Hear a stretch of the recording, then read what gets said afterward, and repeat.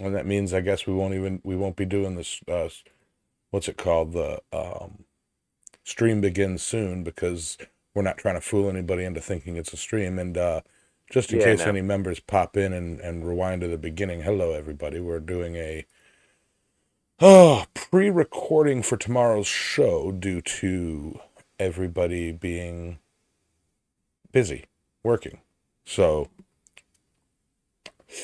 if in the future we have to do this again, we will be doing the same kind of format. We will be uh, doing a members only live stream the evening before or so, and then uploading it as a video premiere so that those of us who are able to can chat during the live stream or during the video. Yeah, ain't nobody in here. Nobody cares. But yeah, so I think I got my information that I want to hit. okay. And hope I I, don't have I any information up. I don't have any room on my screen for information. So I've got heaps. I've got all the stuff that I shared in the chat. okay, and I'm going to go over the stuff that I shared in the chat. That Okay. that excerpt from that historical book.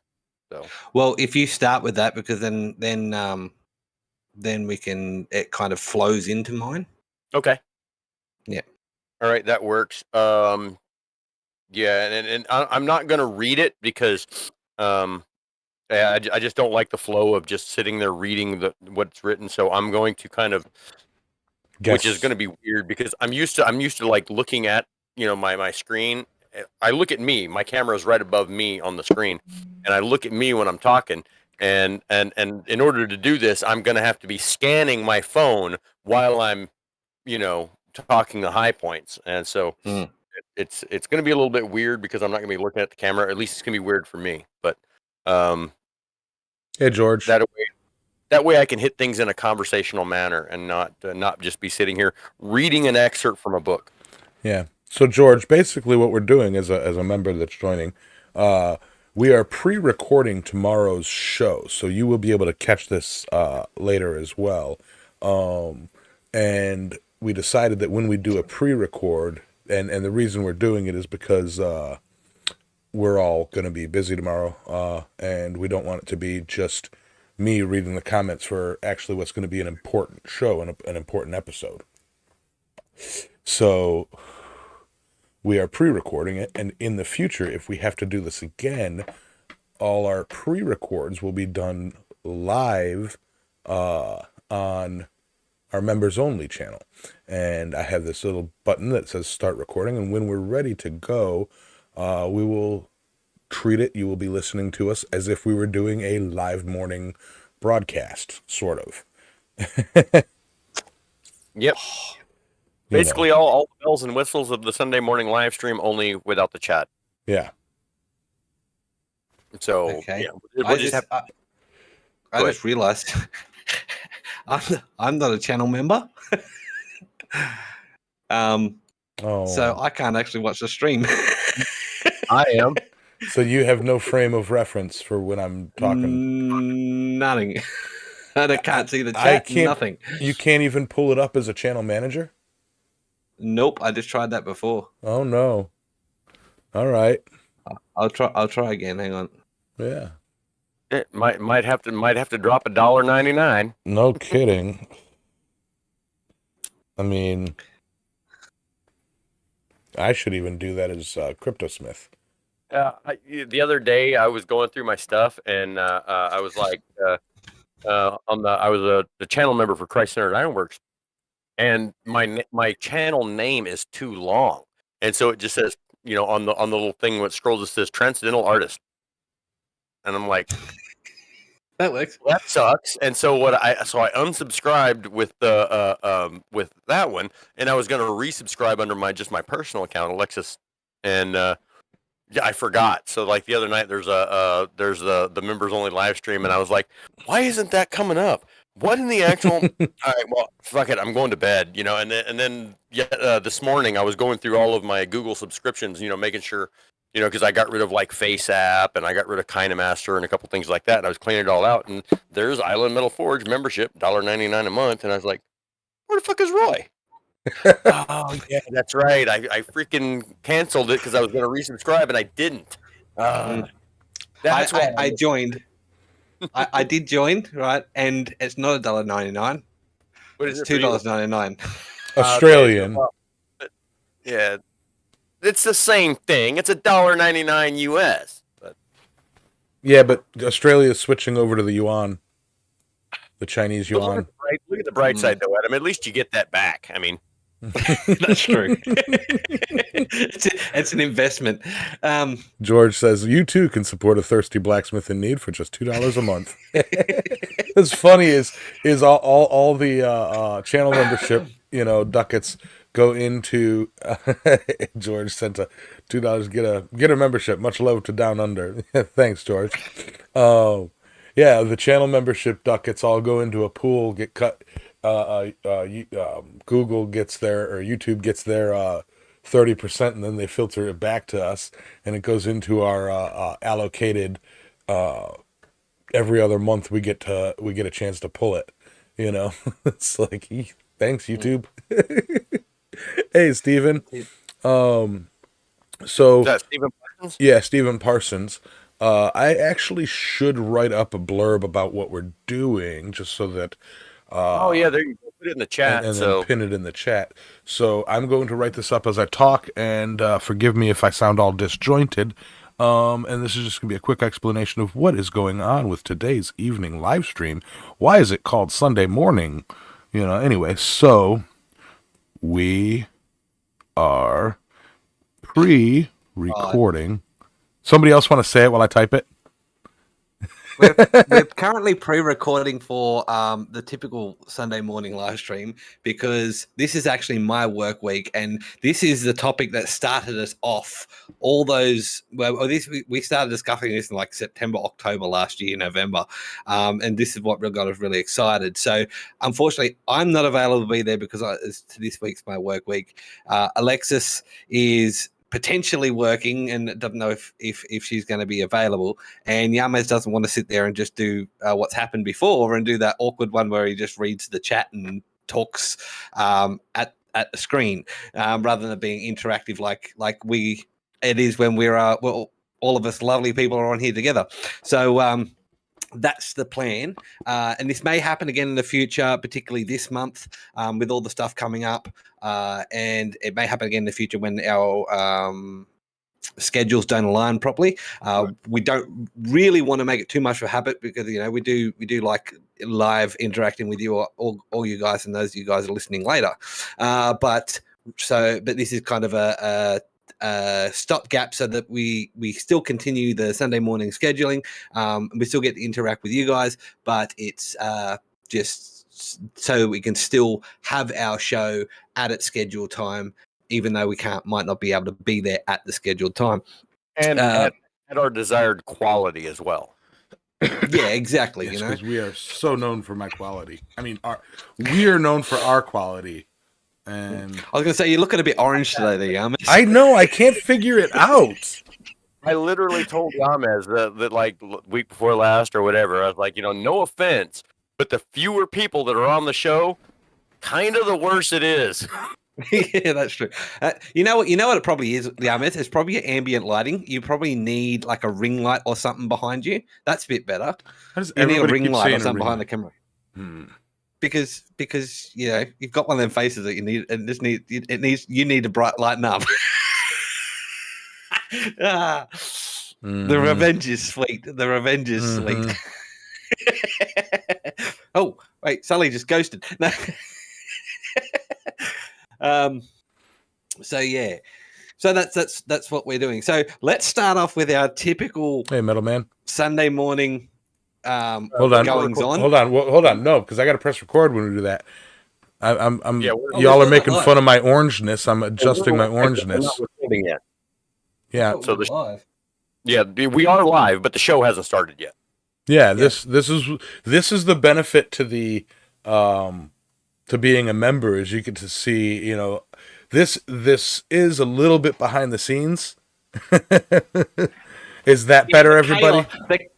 The chaos that is the pre-start. So I know we literally just said it, but Metal Man, I put a little blurb up in the pinned, and it's the comment that I just put. It's the gist of what we're doing. Hey, Ken. Yes. All right. So I adjusted my output. And we are on a time limit because I didn't know we had a time limit. Well, I sort of time limit because I've still got to sleep. I've still got to work tonight. Fuck sleep. 3 or 4 hours are good. Oh, I can swear before I press record, right?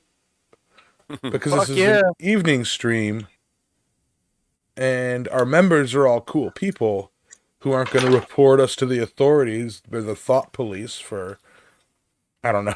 So, yeah.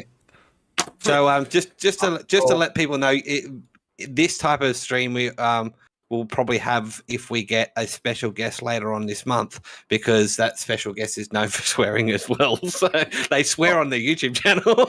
Yeah. And also it makes it so when we do have these, if we do get any of these guests, it makes it so it's more amicable to their schedule. Yeah. So instead of like when we were trying to do the guy from with Rome, I mean, it's like, yeah, you know, you got to be on at this time, you know.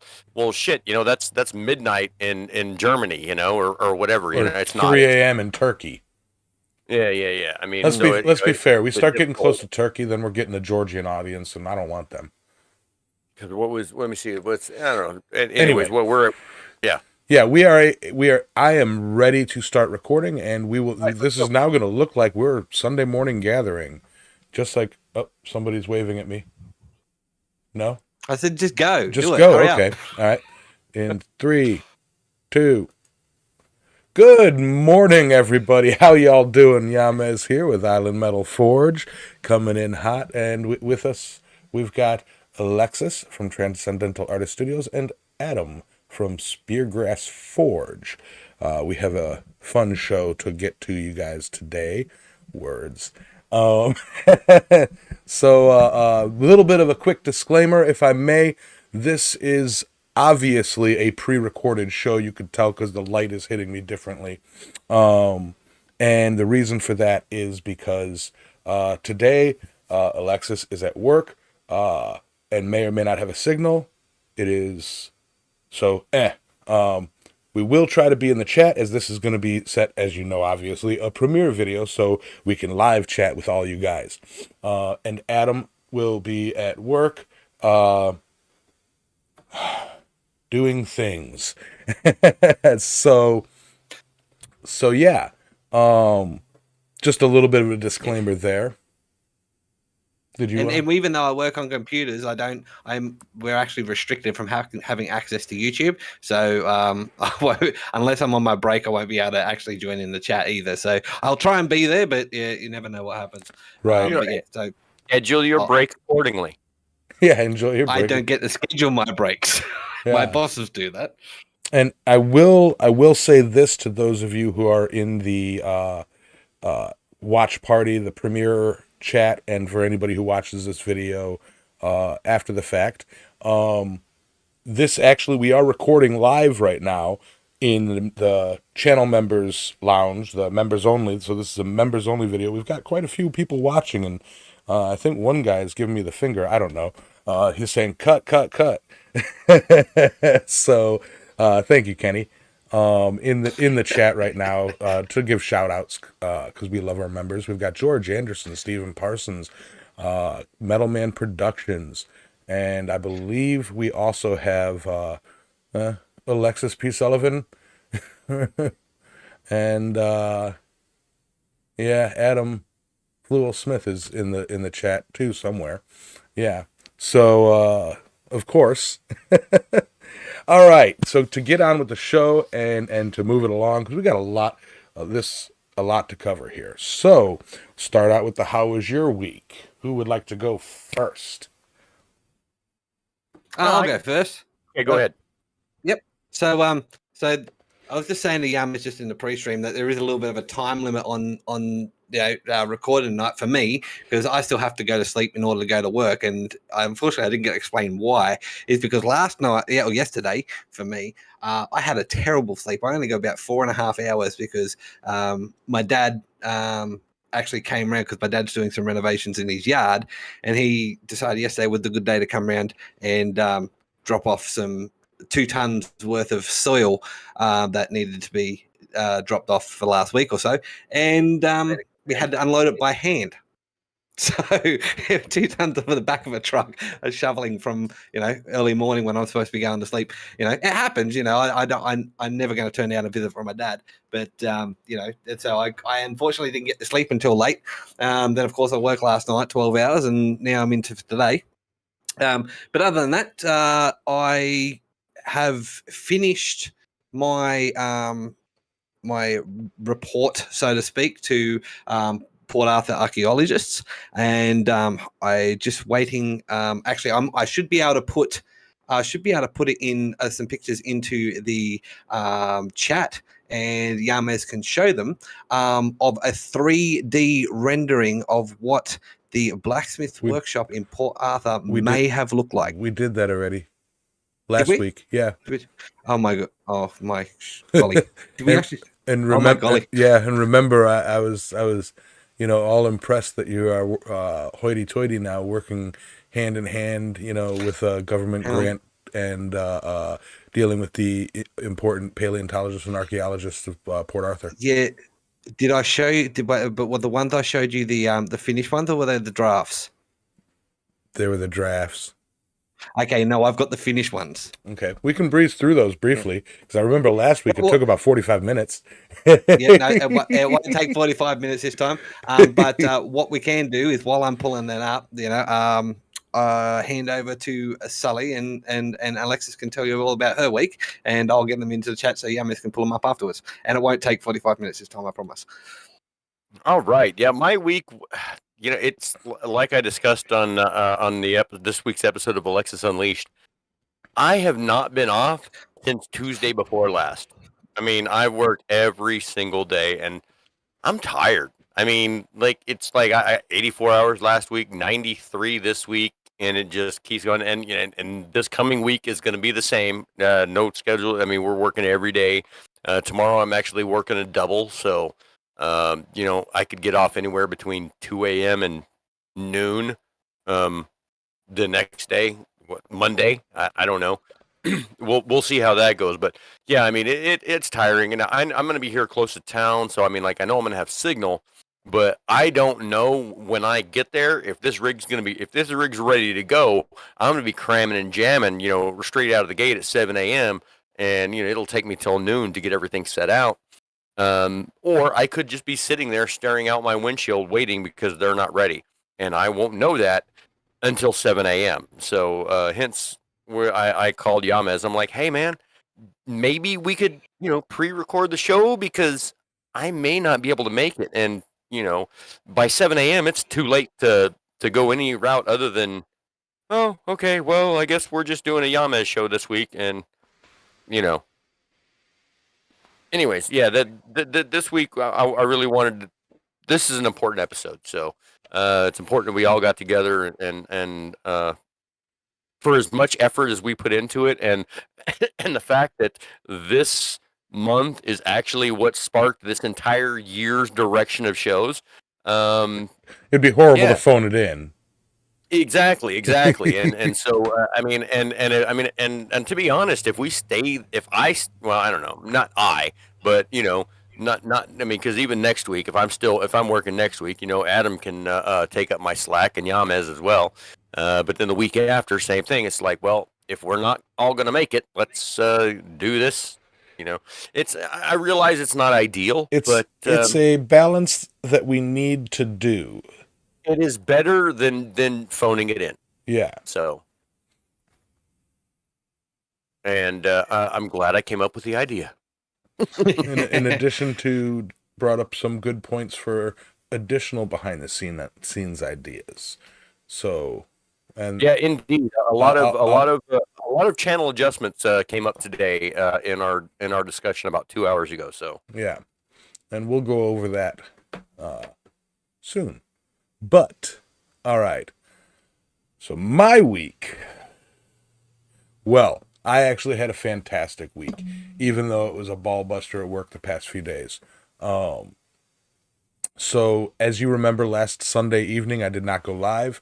My brother and sister-in-law were in town, and pretty much the whole time that I would have been live, I was on the phone with them, watching their Google Maps live view thing, and on the phone with chit-chatting with them and everything, and then guiding them in, and things like that. And then they showed up, and they were gonna camp in tent out in the driveway, but yeah, they showed up and it was raining. I'm like, just put up the air mattress, set up the tent tomorrow. And then it's like, all right. And then it was like, screw the tent. Let's just go have fun. Took them over to Windfall, the rental property we're working on, to show them what all I've been doing there. And then Tuesday, took them down to the beach. And man, there might be a nice change for me. I might put my diesel up for sale or trade in or something and get me a fancy one of them fancy gas vehicles instead of a diesel, because we took his car, I filled it up by me, and then I drove it for 9 hours up and down the coast, okay? And it maybe used an eighth of a tank of gas. Maybe used an eighth of a tank of gas. It was fantastic. I was averaging 50 miles a gallon. I loved it. How much diesel would that have used in your pickup? I would have probably had to fill up once or twice. Yeah. I would have probably had to fill up once or twice. I easily drove 150 miles in their car.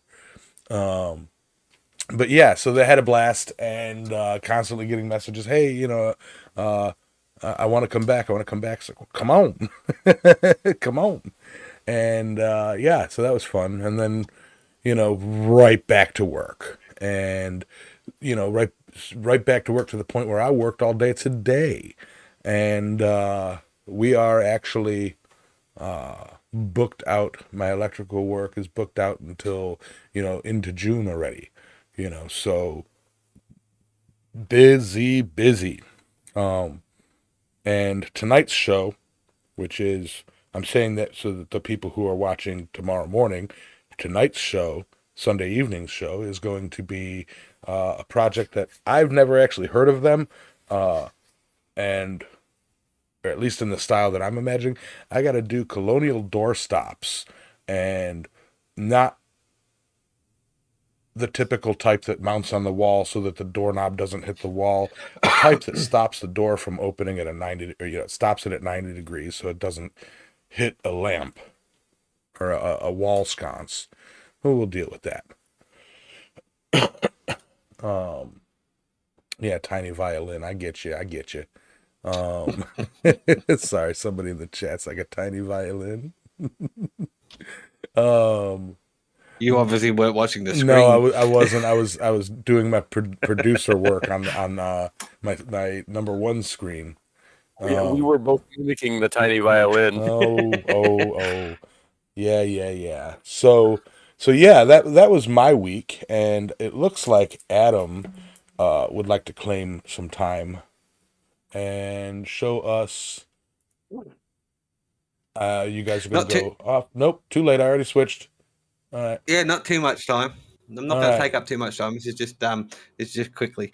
So yeah, so the 3 pictures, they're finally rendered. Hold on, I got to move them over. Pretty much don't have to do any tweaks on them. There is one small tweak that I need to make, but I've got to upload the actual program to do it. But other than that, I'm just going to send them as is. This person's bumping his head. Look at the roof line and look at how tall he is. He's bumping his head. Okay. Not bumping his head. Whatever. He's up in the ceiling. He's up in the rafters. Now the reason for that is because he has to load the cupola. That's why it's up there. Yeah. So yeah, but I mean, it's basically, this is the layout as per the archaeology neuron, and from what I can tell, and yeah, the only thing is if you look in the corner where the crucible furnace is, it's sticking out a little bit from under the base. That's kind of okay in the sense of, it probably would have, so you could get things in and out. but yeah, other than that, it's that's how I would have imagined it Neron to be. It was stone or bricked up initially, and they actually had a brickworks not far from the settlement of Port Arthur. So the bricks being made locally is actually a thing. So yeah, so that's it. That's all I wanted to show you is the finished product, and these are going onto the email to go to the archaeologists in Port Arthur very, very shortly. Yeah, cool. Hoity-toity. Hmm. Hoity-toity. All right. Get back to the camera. All right, cool. Get back to the camera. Yeah. So now that 45-minute interlude has happened, but yeah. So today's show, and actually it's the kickoff for this month's main focus, is Egyptian metallurgy, and and we're talking not like now, like going over there and you got some people beating steel. We're talking like pre-dynastic ancient Egypt, like the kind of stuff that they used to build the pyramids and things like that. And I believe back then it was the Copper Age. It was pre-Bronze Age, if I recall, because the Copper Age didn't start until, somebody stop me because I'm about to say something stupid. Not Ramses. When did the Bronze Age start with the Egyptian dynastic period? Well, that's really arbitrary. Yeah, that's neither here nor there.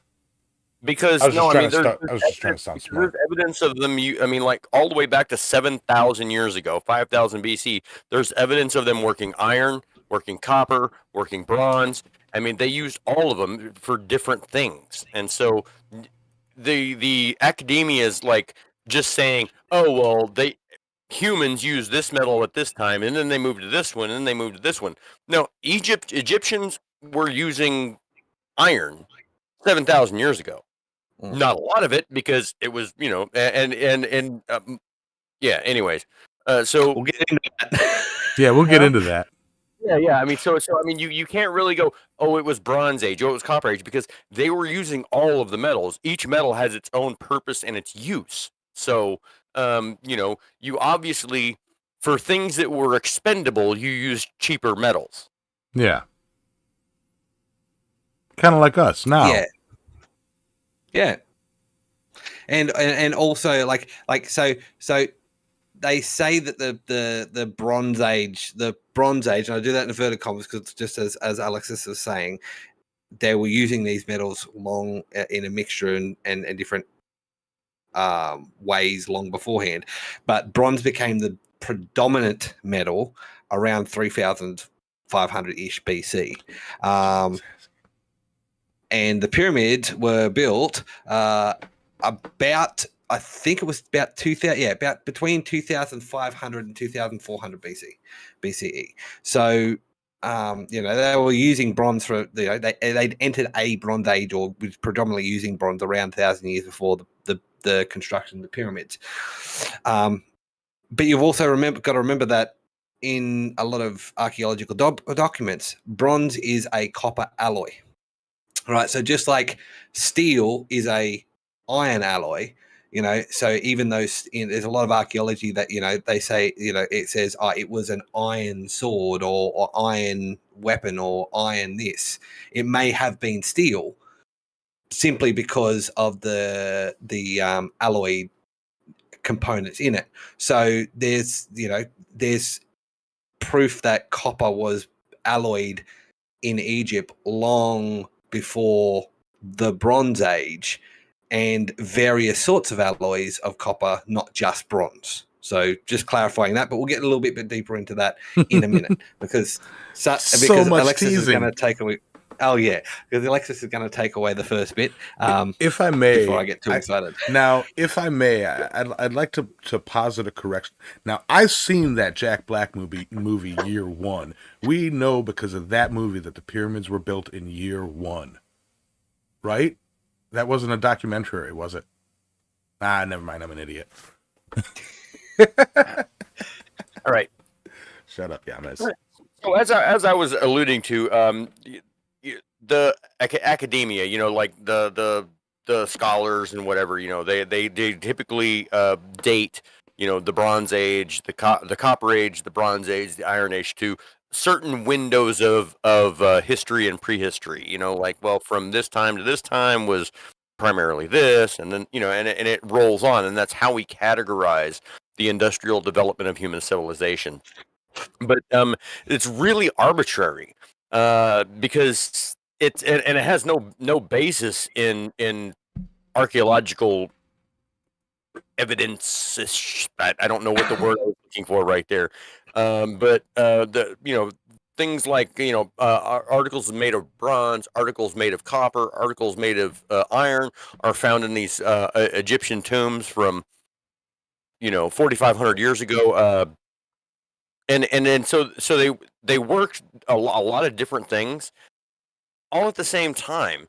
And well, like I mentioned earlier, it's like, okay, well, they didn't really make like weapons out of iron because it was really rare. It was hard to come by, and so it was. They considered it to be the bones of kings or the bones of the gods because it came from the sky. Meteors. Think 7,000 years ago, you see a meteor come down and hit over there, and you're like, okay, let's go check out, see what that was. And you go find it, and you get this rock that's really heavy, and you find out you can do neat stuff with it. Anyway, so they watch these rocks fall from the sky, and then so they were very very spiritually connected. Like these were the remnants of the pharaohs, the kings, the gods, what have you, because the pharaohs were gods for all intents and purposes in the ancient or the old kingdoms. And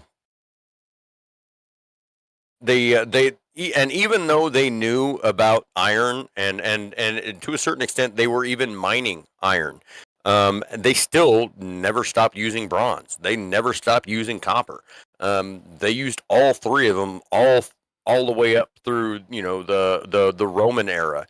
And Egypt was the largest and richest empire of the ancient world by a long shot. They imported metals from all over that part of the world, Asia, Africa, Europe, that whole thing. The majority of their metals came from the Iberian Peninsula, which is we discussed that when we talked about Rome, because that's where Rome got its tin and its silver and its gold. And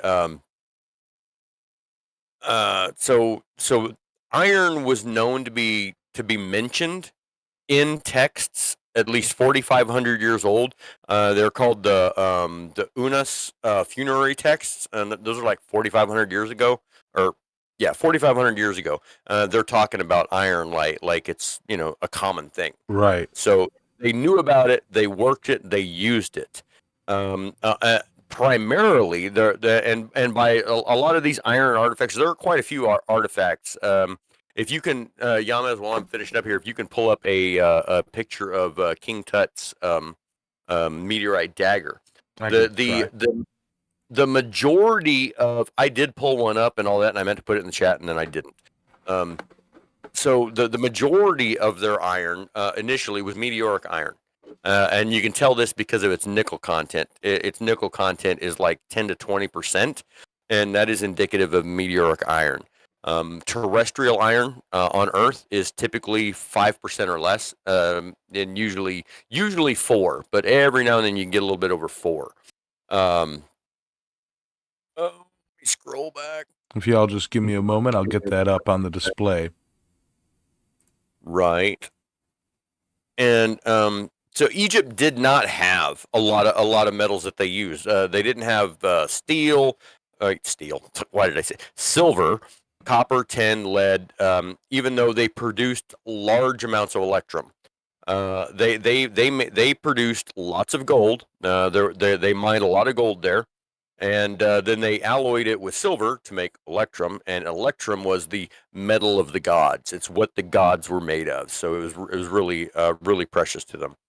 And there aren't a lot of those type of artifacts remaining because they were recycled. You know, I mean, 100 years after somebody made, would cast a little electrum idol or something like that, and it'd be sitting on somebody's shelf, and they'd be like, that was great grandpa's statue. I mean, I bet we could get $30 for it. You know, you take it down to the smith and you sell it back to them, and they give you weight for it, whatever.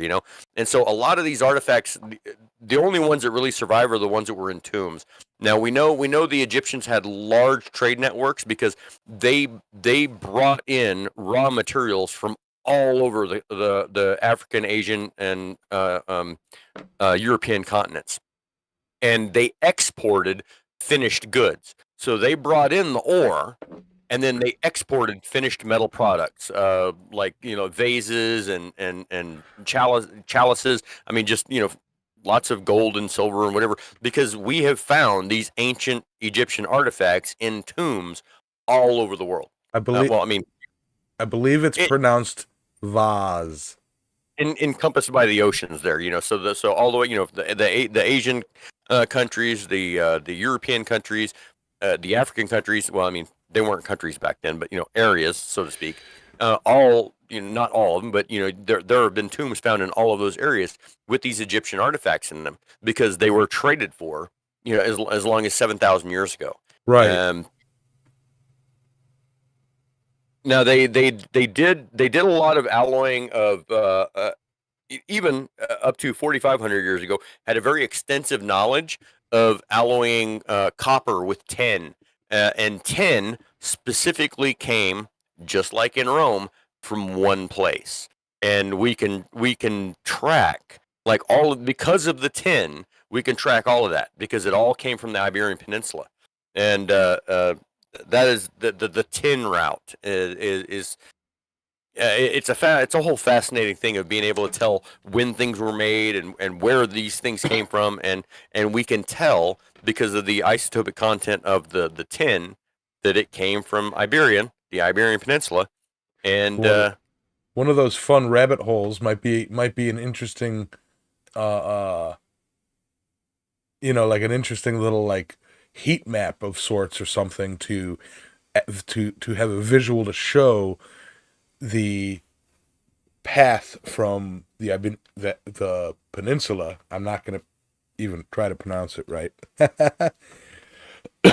To all the different areas that from the peninsula to Egypt, and then from Egypt to Dot, and then if you could track all of those artifacts and all those pieces, And in addition to being able to work the raw metals, I mean, it blows my mind, but they were able to convert the metals into oxides and salts and various things, and then combine them in with glass to produce various colors of glass. And up to 2,500 years ago, they were making artificial gemstones that at the time were indiscernible from the real thing. I mean, like rubies, sapphires, all of these precious gemstones, they were faking them 2,500 years ago, or well, more than that now. I mean, but 2,500 BC, they were faking gemstones by using metal oxides and metal salts and coloring glass. They were making glass, coloring it with these things, and then cutting it up, faceting it up, and they were selling fake gems. And even Pliny the Elder, in his writings, I talked about him. He was killed in the explosion of Mount Vesuvius, or the eruption of Mount Vesuvius in Pompeii. Yeah, I was gonna say. Even he had written that the artificial stones coming out of Egypt were indiscernible from the real thing. Even pearls, they made fake pearls that you could not tell if it was real or not.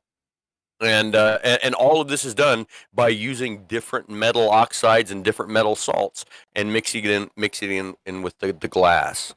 Yeah, science. Yeah. And then one other thing the last thing that I got is they were very adept at drawing metal into wire, drawing gold into wire so thin it was thread, and they wove it into fabric. So they could literally make shirts out of gold, and and Pretty heavy. and under microscopic, I mean, because this stuff still exists under microscopic observation, it's not there in during the drawing process. It's not flattened, so they weren't hammering it out into this like thin flat sheet. They were drawing it out into a thin wire, and then down to a thread, like human hair thickness thread, and they were doing this 2,500 years ago, or 2,500 BC. I always mix up years ago and BC. There's a big difference between 2,500 BC and 2,500 years ago. That's Uh, almost but 4,500 years ago. yeah, Yeah. and so Quick math. I mean, it boggles my mind. I mean, well, they did a lot of work in gold, and they would flatten the gold. I mean, like take for instance, I mean, like the sarcophagus of Tutankhamun, solid gold coffin, you know, and then for the death mask is not, it's not solid gold. It is it's porcelain, and it's Gold leaf. layered foil, gold foil, Leaf. you know, because they could beat gold that thin, you know, 4,000 years ago. Gilded. Yeah. Gilded civilization. And so they're for the time, they were the most technologically advanced civilization on the planet, and they maintained that status for probably 5,000 years. I mean, it's mind-boggling. People are like, well, how did they build the pyramids? They were the most technologically advanced civilization on Earth. That's how. And Adam, what do you got? Well, and this is the thing, and it's partially Alexis's research that led me down my wonderful rabbit hole, and it is so exciting. Now, mine also starts with glass. Okay, so it starts with glass for a good reason, and it's a little bit of a journey, so stick with me. So, as we know, as Alexis was just saying, you know, Egyptians have had the ability to work glass for millennia.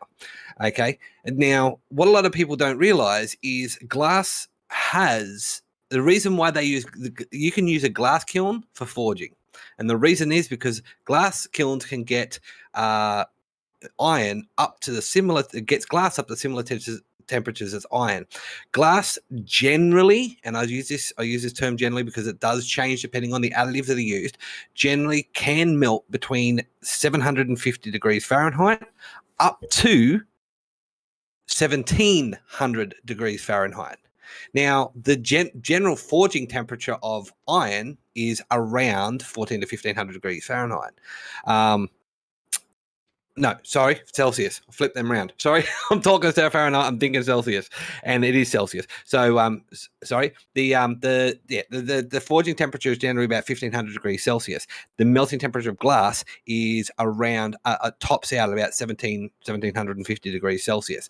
So, you know, now the reason why that ties into things is because when you think of Egypt, what do you think of? Most people think of the pyramids, the Sphinx, and lots of sand. And aliens. Stop it. I'm not doing it today, Yavez. Okay. Stop it.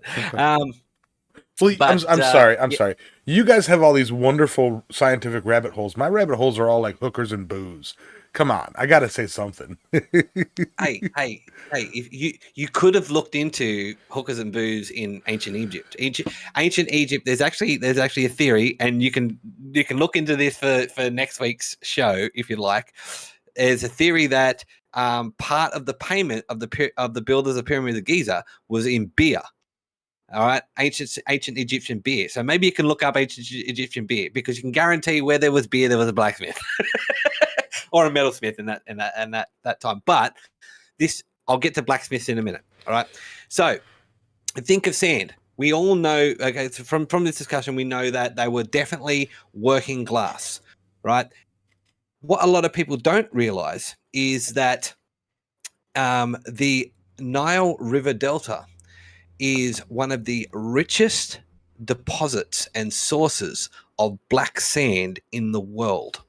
Okay, now it has a current estimate of resources of $11 billion worth of resources in black sand from the Nile River Delta alone.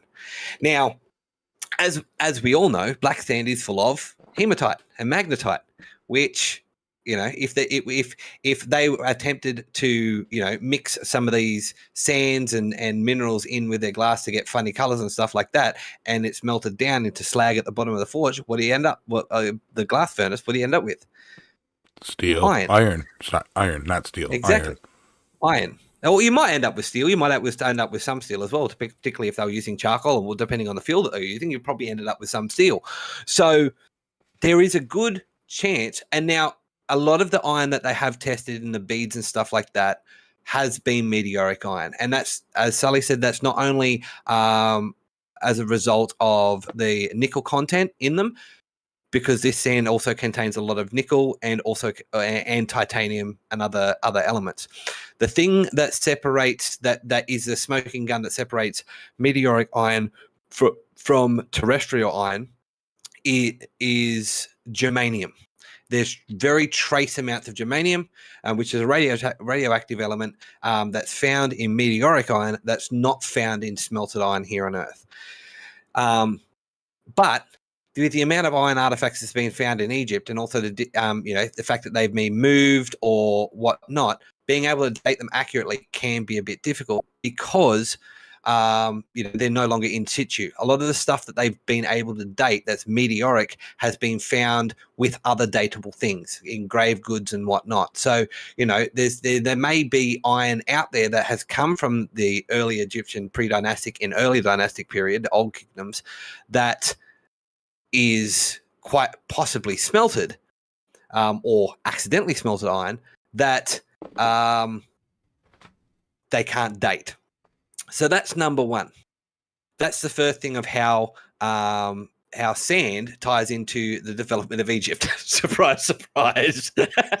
But and this is all theory, of course. The second thing that is really, really interesting is black sand is also what emery was originally called when it was first being mined from the island of Naxos in Greece. Now, emery sand contains garnet and it's not is it corundum, the sapphire base stone? Corundum. There, Sully? Yeah, it is corundum. Yeah. So, yeah, what makes Naxos black sand particularly valuable was the levels of corundum and garnet that it contains in its sand. This is why it became emery. It became a worldwide resource about 1500 odd to 1000 BC. It started becoming widespread and mined.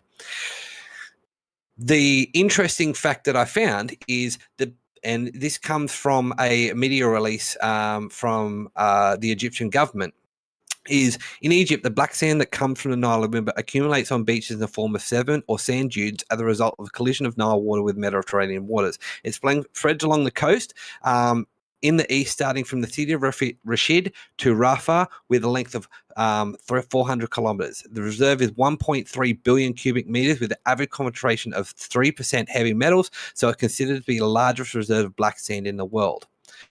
Now, on top of that, the Egyptian black sand deposit comprise of huge reserves of common economic minerals, including ilmenite, which is iron titanium oxide, magnetite, garnet, zircon, rutile, and moissanite.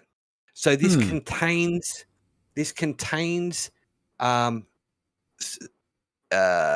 components that make it maybe not as good as emery, but an ancient equivalent of it. Now, where this becomes really interesting is it proves that the ancient Egyptians had access to a very effective abrasive that's better than quartz. Now, quartz has a Mohs hardness of 6. Garnet and corundum have a Mohs hardness of 8 to 9. Which means that it's only one step down from diamond. Right. And the Mohs hardness of granite is only 6. So this is an element that could have been used to cut through granite, insofar that that's actually been proven. Now, in 1983, a pair of scientists at just trying to find the university that they're at. They were at a university in the US. Did a scientific test, because in the late 1800s, there were two archaeologists in Egypt that posited a theory that that sand may have been used to cut through the granite. Now, this was a archaeologist by the name of Lucas. Just a second, I'll just try and find his full name. So, in a job, a Lucas. And the second, which actually ties into Australia. So Australia has actually a finger in the pie of creating what we know as modern archaeology, because the second and the father of archaeology was named William Matthew Flinders Petrie.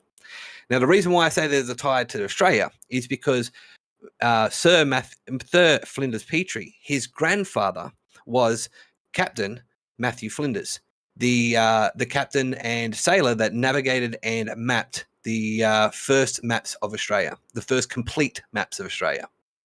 So his grandson went on to be the father of archaeology, or father of modern archaeology, how we know it today, with all the pictures and measuring things and making sure that the descriptions and stuff like that were written down in situ so that they could actually be adequately dated.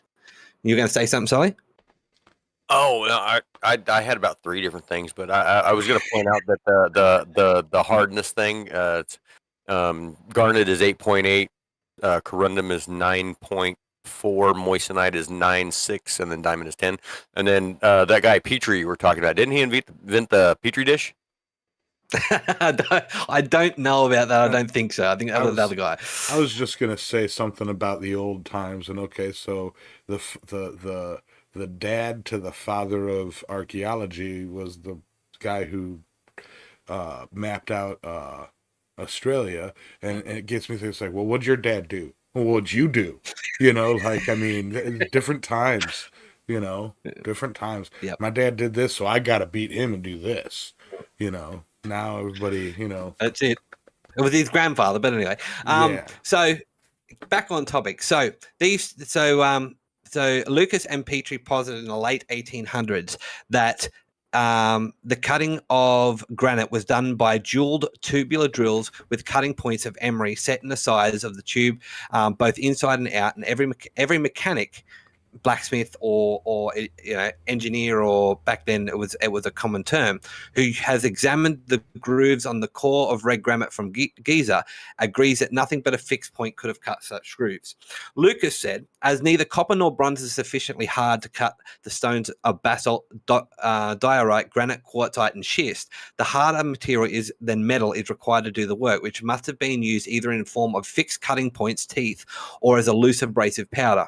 In his opinion, it was a loose abrasive powder of finely ground quartz sand used wet. Loose quartz sand, which occurs in great abundance in Egypt, and willow braid quartz, which is the hardest stone the ancient Egyptians worked. So they both agreed that sand or an emery abrasive was used either fixed or loose as a cutting agent. And in layman's terms, if I may, in layman terms, what that means, fixed or loose. Okay, so a loose abrasive with a cutting thing, they would take something along the lines of a copper bar in whatever shape with handles, and they would lay a line of the sand, and they would start sawing back and forth against it, using the metal to kind of push the abrasive into the thing. Fixed would be adhering it somehow to the blade. See, I am smart. Back to you, Adam. Okay. So these two scientists, not Lucas and Petrie, these were scientists by a scientist by the name of Leonard Gorlick and A. John Gwinnett, in 1983, did a series of tests on granite using materials that Petrie and Lucas posited, in order to test whether these materials could actually cut through granite. Now, of course, they did try it loose and dry. They tried it loose and wet with with either water, an ancient an ancient recipe of grease, and with olive oil, all of which were available to the Egyptians at the time. And then they also used it fixed to copper using an ancient glue or attached via grease.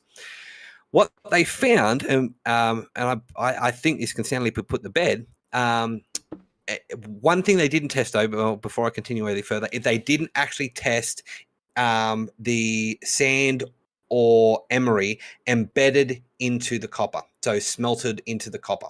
That's one thing they didn't test because they apparently didn't have the facilities in trying it out.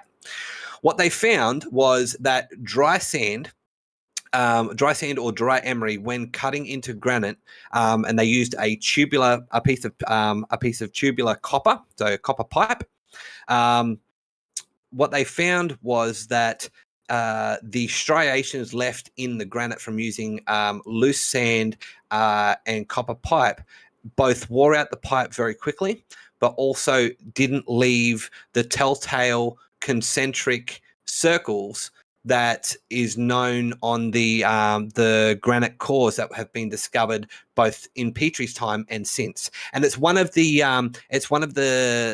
big things about the ancient disasters and the alien technology and all that type of thing. They say, these striations they're continuous. They couldn't have been left by a tool back then.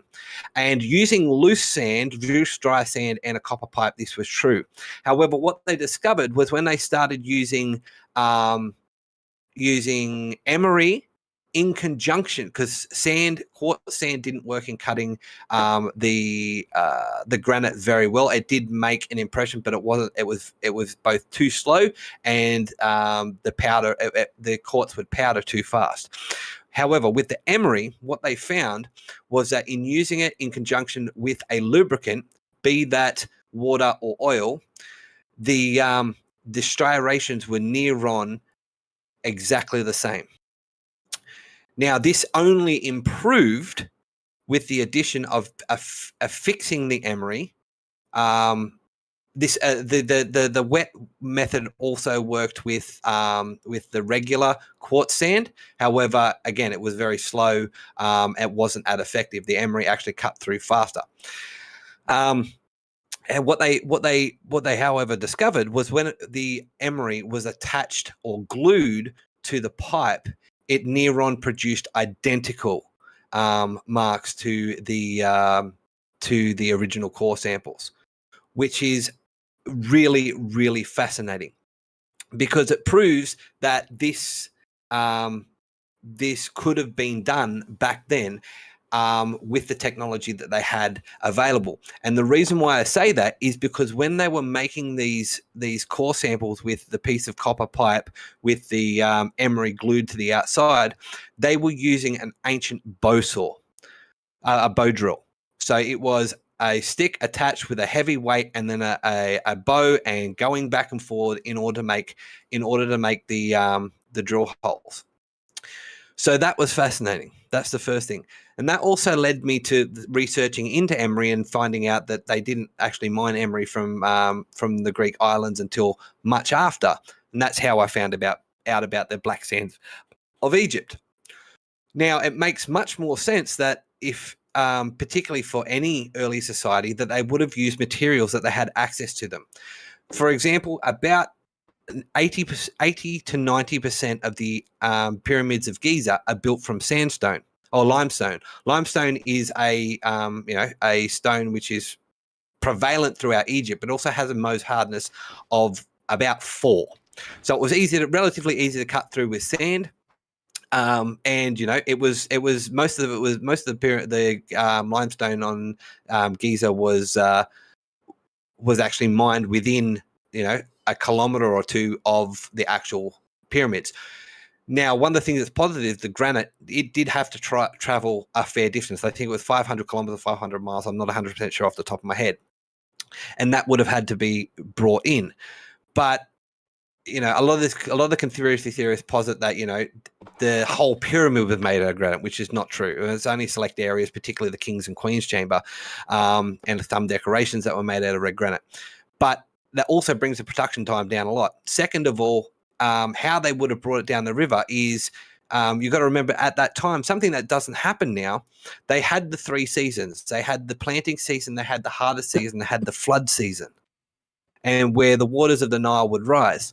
And if they were moving large stones like that, if I were them, I'd build the boat around or build the barge around the granite. And then when flood season came, it would lift up and then take it down the river. That's how I'd do it. But it does prove, this does posit at least that they used local materials in order to do that. And now it brings us to the copper pipe. The reason why the copper pipe is interesting, and I actually spoke with Yamez about this, and he went, "Oh yeah, no, that's." I spoke to my housemate, so not Yamez. I spoke to my housemate who's a plumber. That he goes, "Oh yeah, that's common knowledge. We get taught about that in our plumbing apprenticeship. Yeah, plumbing school. And from as early as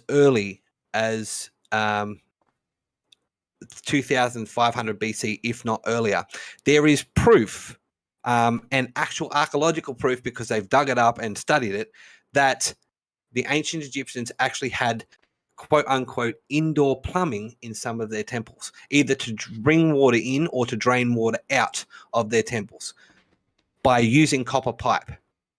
And now this I'm not sure. I couldn't find any information as to if it was cast or if it was it was forged. I believe we have a correction here. Mm-hmm. No, not a correction. Just something to add. I was going to wait for gap. Whatever. Well, there's a gap now because I was waiting for Adam to stop his train of thought and then acknowledge. But so 2,500 years ago, 3,000 years ago, Egyptians were world renowned for their pumps. Their mining technology was superior to almost any that's ever been seen to date.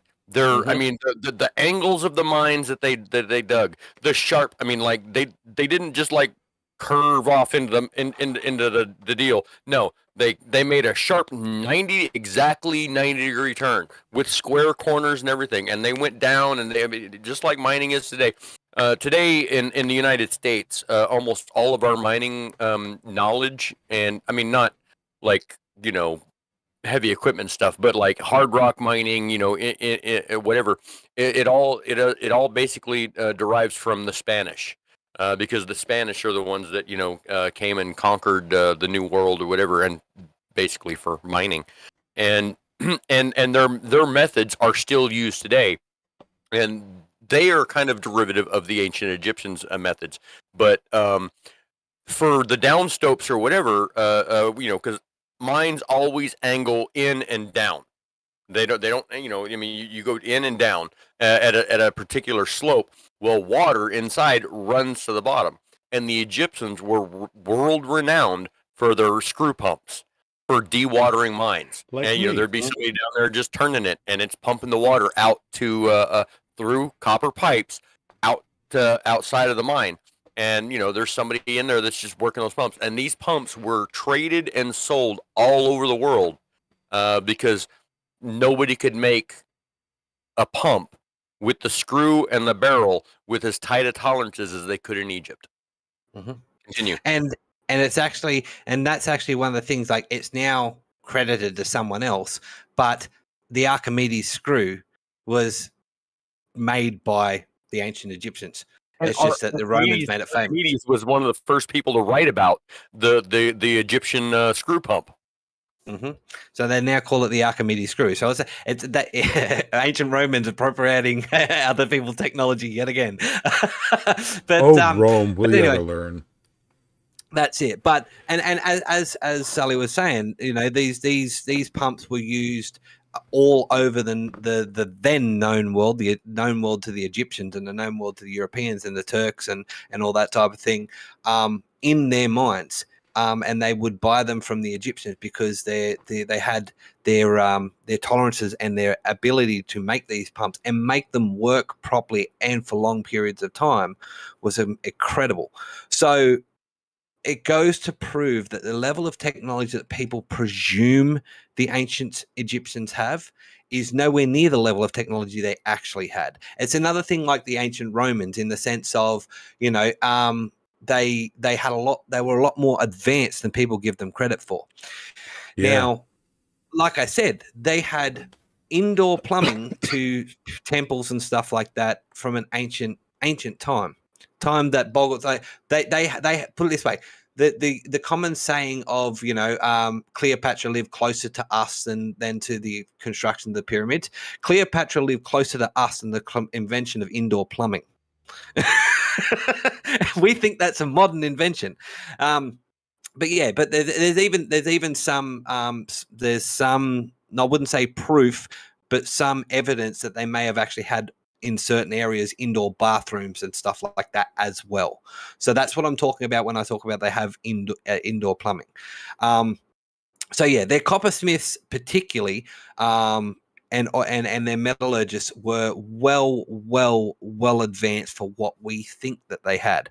And this has been, what I'm talking about, what we think is the general public. Now, where this comes into how this whole series started was, if you look behind me, in the picture behind me, that is the underneath of the unfinished obelisk in I forget exactly where it was. It's in Egypt. I think it's in Thebes. No, it's not in Thebes. It's in Thebes. one of their quarries anyway. It's in one of their quarries anyway. And as you can see underneath me, I'm not sure if I'm leaning the right direction at the moment. Let me double check. Behind me anyway, is all these styrations. Now, originally, archaeologists posited that this had been done, and this stone right here is dolerite. And they posited that these grooves had been pounded in with dolerite. You know, basically, you know, workers sitting there and just hammering these boulders of dolerite underneath and chipping away at the granite. Now, that is a potential thing, and people have tried it, and it's backbreaking work. And where we got into this whole rabbit hole for the last 6 months is we thought there had to be a better way. The ancient Egyptians are modern man. They are modern humans. They have our intelligence. They have our ability. They have our imagination. They have our laziness, right? You know, even though they worked hard ashore, you know, one of the things about people is we're lazy. We try and find easier ways of doing things. And we know. They had an alphabet that consisted of 2,600 characters. So, yeah, that's it. And we know that they had the ability to do some amazing things. We've lost technology of them. So, what I originally said, because I originally came across Flinders Petrie's quote when I was editing and annotating Practical Blacksmithing. And it struck something with me in the fact that, yeah, they could have used emery. And we know that they used cutting implements like saws and sand. And I thought, but there's also evidence of circular saw work throughout some of the ancient monoliths and statues and all that type of thing. And there's, as we know, the evidence of boreholes and core taking, drill holes with cores. And we know that not only by the cores that we found, but by the bottom being broken off when at the bottom of the cores, and also some of the evidence that they've got in statues. They could also polish granite up to a high degree. So I think it was by using the black sand that they've got on the Nile Delta because it's there. But also I think it was they actually, and I said this is how we got into it, because I said to Yames and I said to Alexis, I reckon they made circular saws with the emery embedded in it. And now we said this in January with ancient Rome and stuff like that. We giving you guys a little bit of something to try. But I'd love to see someone cast some emery or garnet, sandblasting element into some copper or a copper disc, and see if using ancient bow drill or something like that, if they could make circular saw cuts or make drill holes with cores and stuff like that. Like we know the drill holes have already been done with emery glued to a pipe. And I'll let Yamez come up with the idea that we were discussing just the other day about the glue and the emery. But I'd love to see someone, and if I had the ability to do it myself, to cast some garnet or whatnot into some sandblasting element into some copper and see if it works, either as a drill or as a bandsaw, or, and the reason why I have this picture is as a cylinder. Right, may not be solid copper, even with a large copper pipe with it on the outside, because then if it was turning as it ground away like a belt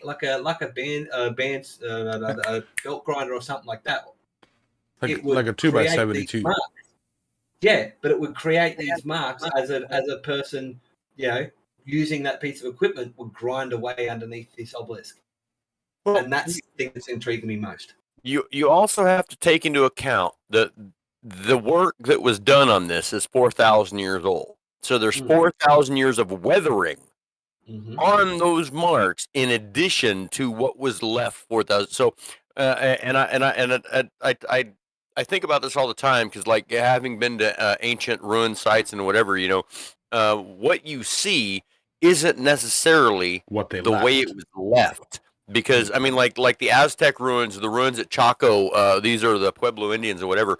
The Aztec ruins were completely buried over the course of 800 years. They were completely buried in sand. They were just stumbled upon and then dug out. And we're talking about stone buildings that are 3 stories tall that were completely covered, like the land had, I mean, it was just like a hill there.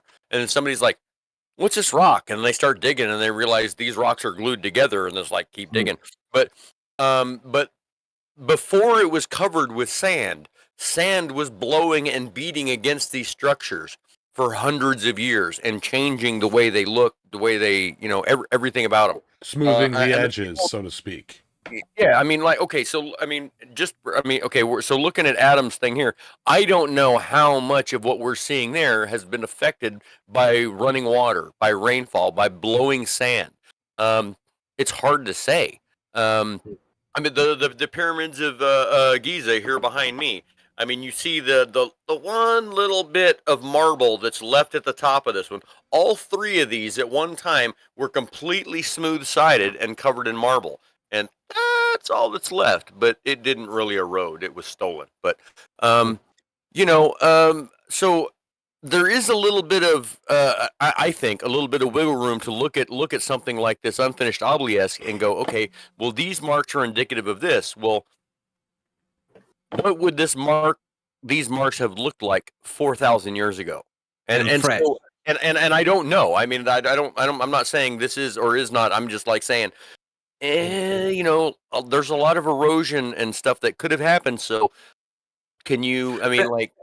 Also added to that, these things were just like, particularly the unfinished obelisk, they were discovered in a period where archaeology isn't how we know it today. And there may have been a lot of stuff that was lost, that was in situ, that's been sold or pilfered or, destroyed. I mean, for example, if they were using black sand as a grinding or element, right? These things were literally covered up to the top, up to then, and these ditches that are behind me, they're 8-9 foot deep, right? And they were full of sand and they were dug out. So if there was any trace of black sand or whatnot in there, that's long gone now. It was probably confused with the sand that was dug out, diluted, so to speak. Yeah. And even since then, it would have blown away, and with winds and storms and stuff like that. So if there was anything left, all that evidence is gone now. and unfortunately, that's something that happens particularly with old digs, you know, and it's something that archaeologists struggle with today, particularly when they go back and do archaeology in something that's already been dug up, because there's a lot of stuff that's mixed in that's no longer in situ, and they have to battle with that. Archaeologists love when new things are discovered. So Göbekli Tepe and the other tepe that was discovered not long ago, they're loving that, not only because it was buried, but it also predates. It's like 7,000 years old. It predates agriculture, and they were building monolithic temples predating agriculture. So, you know, like they're loving that because they're finding stuff from that period that's in situ that hasn't been disturbed or unlikely to have been disturbed by anyone in the last couple hundred years. So and that's why they love, archaeologists love finding old stuff that hasn't been dug up before. But back onto the topic of Egypt, this is what started it all. This idea of not only blacksmithing but metalsmithing in general, because these metal artisans back then, we have no proof that they were just coppersmith or just bronzesmith and just tinsmiths and just blacksmith. Yeah. There is no evidence that one metallurgist or metalsmith did one thing. They may have back then worked with everything, or been in a workshop that worked with everything. So, you know, again, coming back to the glass and the ability to melt copper, they would have been exposed to iron from a long period of time. And my final thing on that before I hand it over to Yamo so he can get into the bit that I said, you know, he can talk about on what we thought about this, was my train of thought derailed. Anyway, on to my bit of what I thought about this. Go ahead. I'll get back to my thought in a minute. Now, so when the original humans landed in their ships, no, I'm just kidding. Get that? It's too late in the day. I mean, early in the day. Yes, early in the day. No, like, so I believe what you're alluding to, my what we discussed was, you know, that they'd have like a little bucket of hot glue, like pitch or pine tar or something, and they would sit there, and this was just my posited, like, oh, how would they go about adhering? What they don't have modern adhesions and stuff like that like we do, like you know, but they did have some, you know, ancient glues that were pretty good.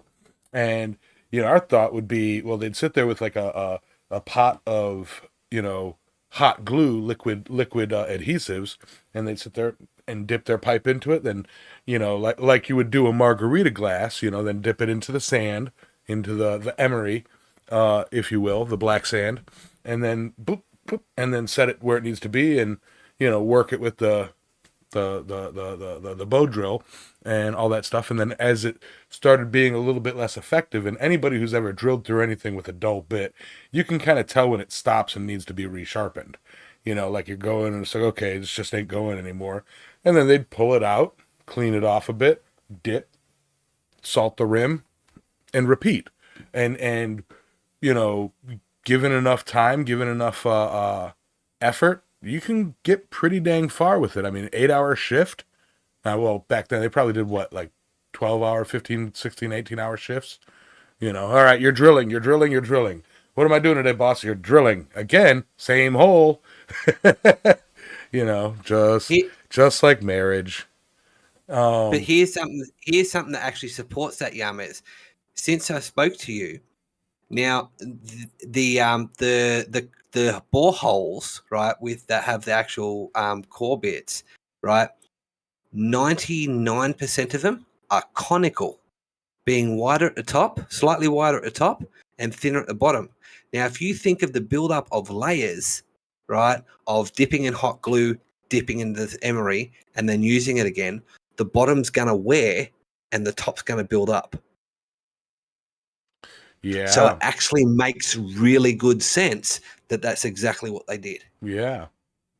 Yeah, and when you say conical, you're talking the actual sense. It's not literally a cone, but like whereas the top of the borehole, so to speak, would be just random Slightly numbers, wider. 20 millimeters, and the bottom, or the end of the end of the borehole, would be like 19 millimeters.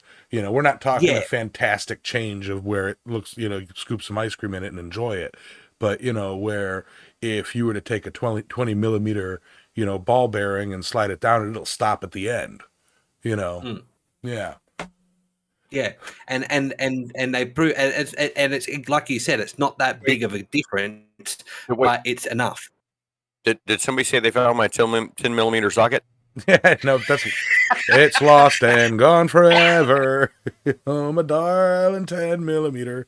But yeah, so I mean, but that's I found that and that's when I read that, I was like, Yamas might be onto something, particularly with the drills. Maybe not so much with the circular saw, because I mean, you could do the same thing with a circular saw type thing. I reckon that would probably be a bit more pain. If I may say, on the circular saw theory, okay, I don't think they would have taken, and unless they casted it with it in it, so that as the metal wore away, it would expose new garnet and emery, etc. I think with the circular saw, a more likely situation is where they would have the apparatus set up, and they'd have a team turning it, and then a team, with containers of the black sand, pouring it on at the start so that it drags it through, and then you'd have a team sweeping the used sand into containers and bringing it back to the start, and so on and so forth. So that it's a constant stream of adhesives. What is the word for abrasives? Yeah, a constant stream of fresh abrasives. As this thing is turning for. And with the way they do things, they could literally have that turning 24 hours a day, 7 days a week, just by shifting, shifts, moving shifts. And that's actually, this hadn't occurred to me, but that's actually a very viable solution, because you don't run out of abrasive. The You just abrasive reuse it. is back up to the top, and then you can sift out, or basically pan out the abrasive out of the lighter cuttings, and recycle it back, and just keep using the same abrasive over and over and over again as you're cutting. So because it's the Mohs hardness is different. You're not breaking up the. Yeah. Right. The abrasive isn't wearing down. It's going away and getting mixed in with the cuttings, and then so you can just re-separate that in water and bring your abrasive back and reuse it. Mm-hmm. Yeah. And it was already wet anyway, so yeah. And it's not going to dull until you're encountering something with an equal or greater Mohs hardness. So. Right. Yeah. So a circular saw theory, like, if they could, I mean, and if you think about it, like, all right, again, think of the sheer age of what we're talking about. The only surviving things are either what has been locked in tombs, or stone out in the weather and buried in sand and such. So a wooden frame, with ropes and treads and whatever, and maybe cloth pulleys, or sinew pulleys or whatever, would not have survived that time, and that metal disc over those thousands and thousands of years may have been claimed before, like what we consider modern archaeology would say, no, we got to preserve that. It may have been claimed and melted down to use for other things. A big chunk of valuable metal right there. Yeah, as soon as those things were done, they were melted down and used for something else. And here's the thing.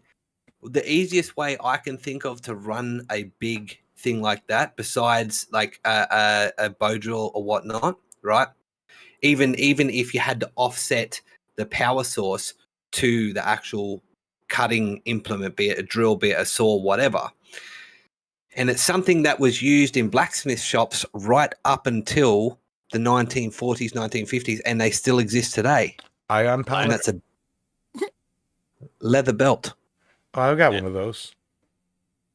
Yeah, but a leather belt drive system. Oh, All they yeah. would have had to do was have an upright and a thing and a belt going around this way and a twist in it to leather belt drive. And it's something that they could have done. It's easy. It's been around for millennia. Forever. No evidence of that would survive today, other than in the hieroglyphs and the paintings and whatnot. Right. And because there are extensive drawings and whatnot of like the metal shops, like the guys, the smelting and the casting and the forging and all of it. I mean, like so long ago, it's mind boggling. Yeah. But they don't have any pictures of cutting granite. Like that's one of the few theories that we don't have much. That's why there's information. so many theories of how it's been done, is because there's really not, unless I am completely mistaken, and which is very possible because that happens a lot. Unless I'm completely mistaken, the pictographs and the hieroglyphs, like kind of omit the specifics in the processes. Well, and to that end, okay. So if you think about what it takes to carve the hieroglyphs, it's kind of a tedious freaking process. It's not just like writing a letter. And so you're not going to write down the mundane shit that you do every day. That you got 30,000 people out here digging a trench. You're not going to write about that because that's been going on for 300 years and they're still digging it. You're not going to write about you're going to write about the fact that you just caught the pharaoh in bed with his brother's wife or something. Hold on. If I may, you're going to carve about the interesting stuff. And then when it comes to the artifacts, the tools of the workmen were continuously recycled. Continuously. I mean, the only ones that exist today are the ones that were accidentally lost. And those are very far and few between.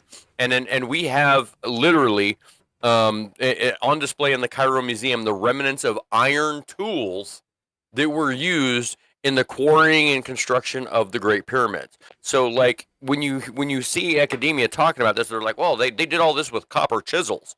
Well, no, they didn't. There are actually iron tools on display found in the workings of these pyramids. So, I mean, like they didn't. I mean, yeah, maybe some of the people were relegated to using copper, but some of the people were using iron. And when we know this because we have some of the tools that were broken off in the grooves and whatnot. And so they did use iron in the construction of the Great Pyramids, and we know this. But then when you talk about the other, I mean, like all of these metals, there aren't that many artifacts because the only ones that survived are the funerary artifacts. The ones that were the ones that were encased in the king's chamber or the pharaoh's chamber and the queen's chamber, and the stuff that were in the burial chambers out in the Valley of the Kings. Well, the stuff in the Valley of the Kings is actually pretty fucking choice. Yeah, pretty on point. But the stuff that was in the kings and queens chambers in the pyramids was kind of ceremonial and also for show, because that wasn't the real stuff, that was the decoy stuff. But that's the only place we find these artifacts, because everything else that was used by common man was recycled. Metal was so precious. It was. I mean, you're not going to just throw away that chisel when it's dull, or when you've wore it down to a nub. Whatever's left, you're going to send it back, and it's going to be melted down and used again. And so there, not a lot of metal stuff survives unless it was misplaced or lost, or being carried by somebody that happened to die and get covered up with the sand. I mean, so there is stuff out there, but not a lot. Not like there would be in today's society, where once something breaks or wears out, we just throw it away. You know what I mean? Like the landfills of today are the archaeological dig sites of tomorrow, and that was even true. I mean, I was talking about earlier in the chat about the Aztecs and whatnot. We know so much about the Aztecs and the Mesa Verde, which are the Pueblo Indians from the about 480 to 1200 AD in the Four Corners area of New Mexico, Colorado, Utah, Arizona. We know so much about them because of the trash middens. Because they had, like, in their big rock dwellings, whatever, they had certain rooms that were just trash middens, and they didn't just throw their trash in there; they threw their dead people in there too. I mean, like they didn't bury their dead. They just they considered the human body to be a husk, and they just tossed it in the trash. And I mean, so like these trash middens would be, they used them for hundreds of years, and they would be just, and we got so much of what we know about their culture and their lifestyle from their landfill. Isn't there that police phrase like, you can't hide what's in the trash, or what is it? One man's trash. No, that's not it. Anyway, it's, for, private investigating, digging through somebody's trash, you find all their secrets. It all comes out in the trash. It all comes out in the trash. Yes, that's the phrase. Thank you. Yep. Yeah. Yeah, try to hide that you're eating hamburgers to your vegan girlfriend, and then she sees you're floating in the toilet, and you're like, yeah, I'm busted. It all comes out in the trash. So when Alexis was saying about, they've been digging that trench for 300 years, there's another thing, an interesting thing that I wanted to comment. There's a split in the historical community. A lot of people, or as a lot of people know it, between whether these great monuments were built with slaves or they were built with the citizens and the workmen. We know ancient Egyptians had slaves. I have a 50-50 idea about that. Because, of course, during the flood season, they couldn't do anything for their land or whatnot, because the lands were flooded and stuff like that. And it's fairly well known that during these periods, that's when they go and do their public work. So they'd work on the pyramids and all that type of thing. I actually think, like, for example, if I was in ancient Egypt and I had a house, I owned a farm and was doing farming and all that type of stuff, and I had, slaves and workers, I wouldn't be leaving them at home while I went and worked on these public works. It'd be me and my guys. We're going to work for the king. So, I would be responsible for overseeing my staff. Okay, so my take on this, the only evidential, so humans have owned slaves for all eternity. I mean, that's just up until, so it still exists today. And I mean, as sad as that is, that still exists, but in minutia. But for all of human eternity, I mean, like when you conquered another tribe, you took their people. I mean, it's like you're going to do work for me, and I will feed you. I mean, anyways, so the city around the base of not city, but the work camp that's around the base of the pyramids at Giza housed something like 30,000 people. And in the writings, there were 800 supervisors. Mm-hmm. There are 800 people overseeing 30,000 workmen. If those 30,000 workmen there's no way 30,000 workmen were slaves, because there's only 800 bosses.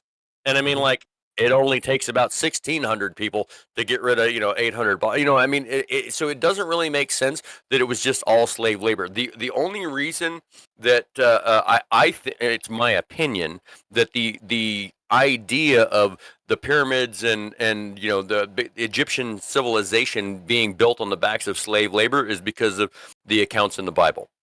Because that is, as far as I'm aware of, the only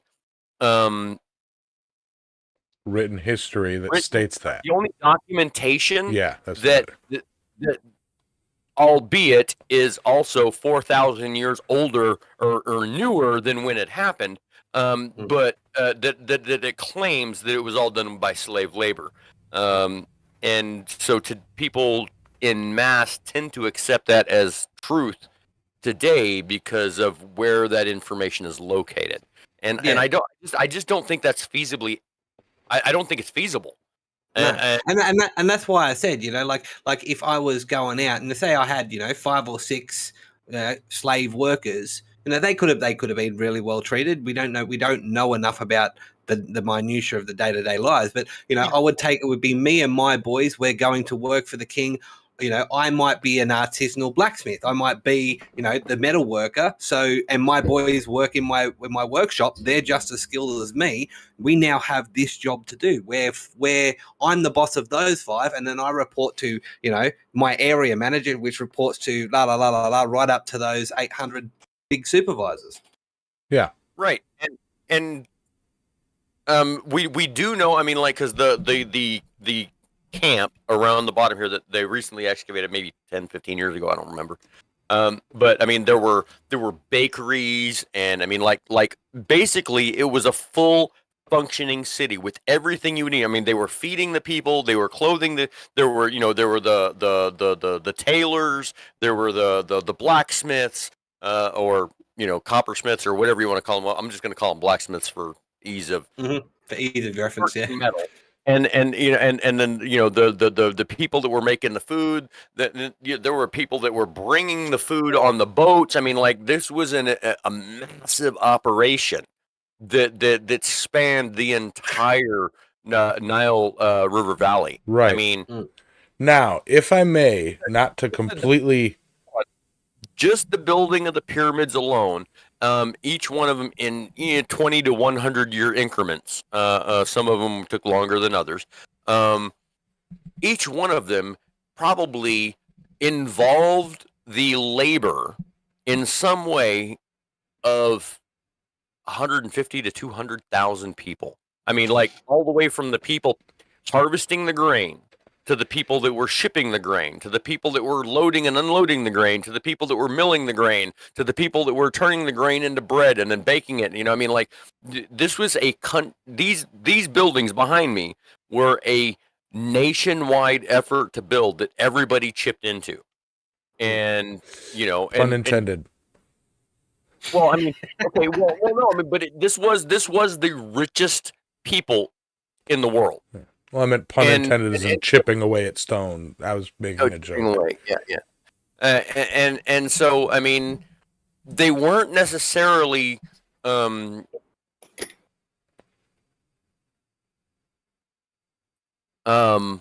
compensated for all of their efforts in anything other than patriotism, is what we would equate it to today.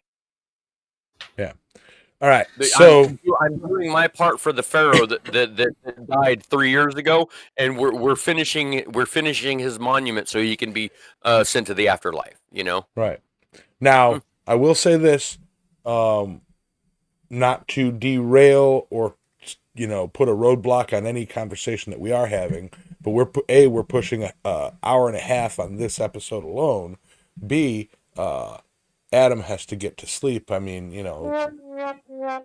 right? And I am absolutely certain that throughout this month we will be retouching up on, these topics again, going into a little bit more detail. As we had another thought about what we just talked about, it will probably come up again, and do a brief, quick recap and then go into the new thoughts. So I kind of want to give us a natural pause point here, because and move into our final thoughts and everything, because we covered the primarily glass and black sand and the possibilities therein of, and then we switched to the tooling for cutting, which is an episode in and of itself, and now we're switching into the social aspect of constructing, not only a national monument, but one of the great wonders of the world. So, plenty. We have a month to talk about this. Plenty to go over. So with that, I'm going to throw a crowbar in and force us into our final thoughts. Keep it short, because my final Alex will go, my final thoughts are, and then there's this whole other blah blah blah blah blah blah, and Adam falls asleep, and Look, guys, we've literally been talking about this particular topic. We've been looking forward to it for 6 months. So we got to restrain. We got to show restraint. Yeah, we have to show restraint, and hey, if it carries over and we do another month on it, like down the line, we'll do another month on it down the line. It's a great topic, and yeah. So with that, final thoughts. I got it. All right. So Before I forgot what I was going to say, literally the initial conversation that started today's episode was 8 hours long. Yeah, and that was just going over ideas. We literally got done with the Sunday morning gathering. We went into after show chat, and then we talked for 8 freaking hours. And then it's like, we should do a show. We should record this stuff that we say after the show. Could we do a show on this somehow? Hey, anyways, it was an 8-hour conversation. Like, we got done, and it's like 6:00 in the evening. It's like, but guys, I gotta eat. Like, I got a show to go do. Yeah, I gotta sleep. There is so much I want to touch on this, and I mean, and so many different, and so much I want to research, because how much of what I think I know is not mythology, but what's the word when everybody thinks it's true and it's not? Not the Mandela effect, but the urban myth thing. Urban legend. Urban how legend. much of what I think I know about ancient Egypt is urban legend, and how much of it is true? I don't really know until we do this show. Because, literally, I thought until I started researching Egypt, I thought basically humans went Bronze Age, Copper Age, Bronze Age, Iron Age, and then when I got into Egypt, I see that it's not quite that clear cut. We used iron in the Copper Age. We used iron in the Bronze Age. We used copper or bronze in the we used all of them at the same time, and there was just somehow that archaeologists put these arbitrary dates to categorize our existence. I like arbitrary dates. Well, but I didn't know any of that until I started looking into Egypt, and I was like, here they are. They were working iron, 7,000 years ago, and then the Iron Age didn't start until 500 BC, which is what 2,700 years ago. So humans were working iron long before the Iron Age, and I really didn't. I had honestly thought that it wasn't really a commonly used thing. So I learned something, and so you know what? Yamas can suck it, right? Go out there, and you know what? I challenge each and every one of you to find something that may have been used in ancient Egypt and try to make it and use it. Because I've already got the materials put together. And I am going to cast a bronze chisel, and I'm going to cut some limestone with it, or attempt to at least. That's what I'm going to do this month, and I've literally got the stuff sitting out here waiting to get it done. It's like sitting it's ready to go. All I got to do is light a fire. So, see what you can do and have fun with it. So, I will see you guys next week.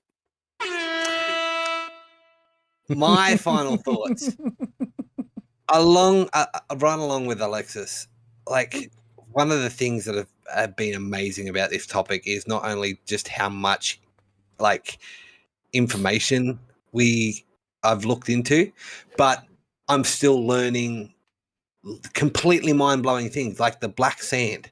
I thought emery was something that had been used since the time immemorial. But it seems that though it hasn't, and a lot of things I've learned and theories I've come up with just make practical sense to me. So I have some of the stuff in order to make it. I really want to see if I can get hold of some cheap copper so that I can see if I can make a small copper bandsaw and see if I can impregnate it with the. You're gonna use that against me. Hey, copper, you looking pretty saucy. I knew that was gonna happen. But see if I can put the the garnet into it and see if I can cut the granite. Don't put your garnet into that. All right. Yeah. So that's it. I'm going to bed. Screw you all. Yep. So Yes, my final thoughts are, I'm psyched to see where we're going with this because, like they both said, when we got to talking about this, off show, off camera, behind the scenes, it's like, yeah, let's make a show of it. And it's like we've turned this stream around, or this show, this ongoing show, from me just popping in, going live, and reading the chat, to actually having topics, actually having things to discuss, actually having a format. And now we have, a theme for this year, and it's like it's the culmination of to me years of work discovering where this channel is going to go, and this is kind of been the start of it all, and it's great, it's fantastic. We're actually probably not after this because it is really late and we did run late. We're going to record at some point together a kind of a little video explaining everything about the channel, both to those who have been watching for years and for those who come after, who come, from now on. So I'm really looking forward to that. I'm really looking forward to the future of Island Metal Forge.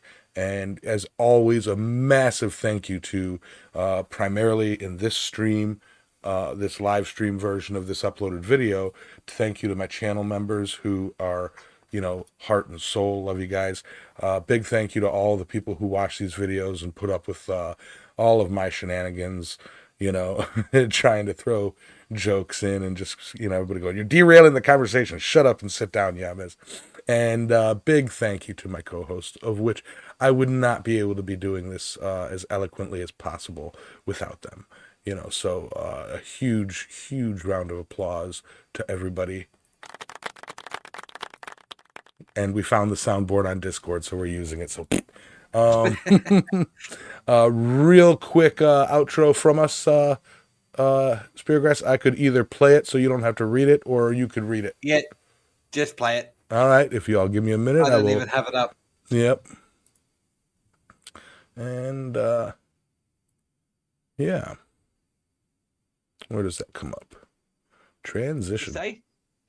Thank you very much for listening, guys. You can find Yamez on Island Metal Forge on YouTube, Facebook, and Instagram. You can find Alex at Transcendental Artist Studios on YouTube, Instagram, and TikTok. And you can find me, Adam, at Speargrass Forge on YouTube, Instagram, and Facebook. If you have any suggestions for Tool of the Week, Metal of the Week, or any other topic, you can leave them under the hashtag Metal of the Week in the YouTube community chat in Discord, or you can email us at impracticalblacksmiths@gmail.com. If you found us on Anchor, Spotify, Amazon Music, Audible, or Google Podcasts, we upload generally every Wednesday, or you can join us live every Sunday morning at 10 a.m. Eastern Standard Time. That's currently 12:30 a.m. Australian Central Standard Time on Monday morning. However, you should check that against your local time, and that's located at the Island Metal Forge YouTube channel. Finally, thanks for joining us, and don't forget to hit that like and subscribe button, or give us a star rating if you found us on one of the podcasts, and we appreciate your support. Now, thank you, Adam. Or thank you, Robot Adam. I almost died there. Adam, your background looks like my colon. Okay, so I'm going to go ahead and press stop on the recording. We're not going to end the stream just yet. I mean, we will, but just stopping the recording. Bye, y'all.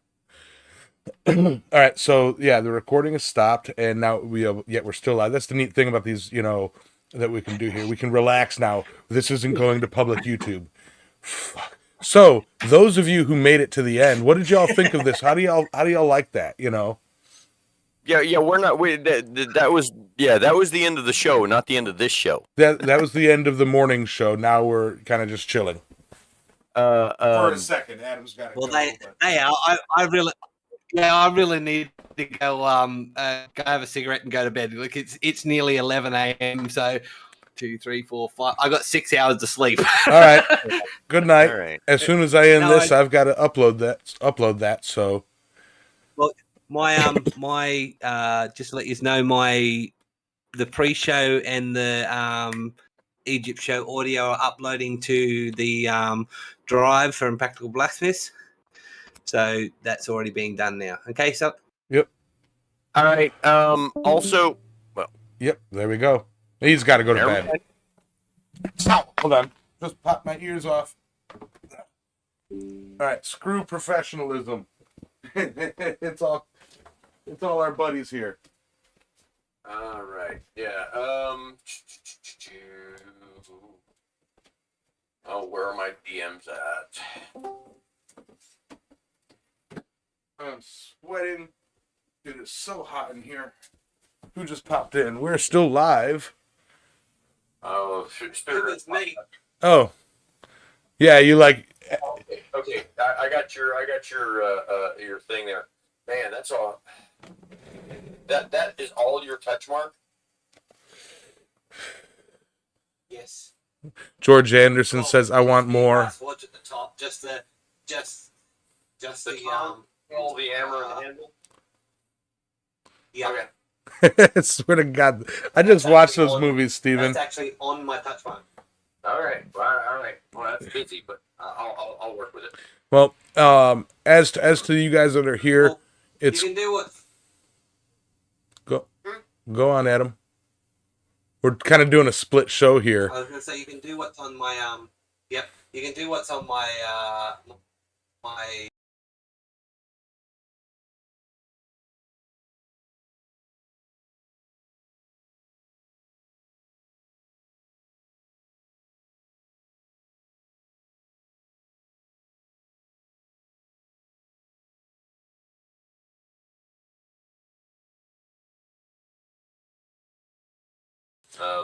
Were you talking for the Well, for the? Here's an idea.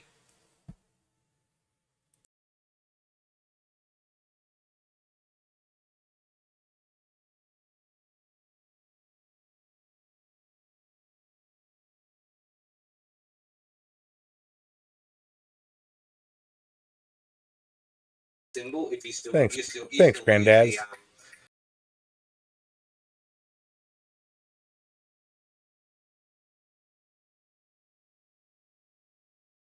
Thanks, Steven.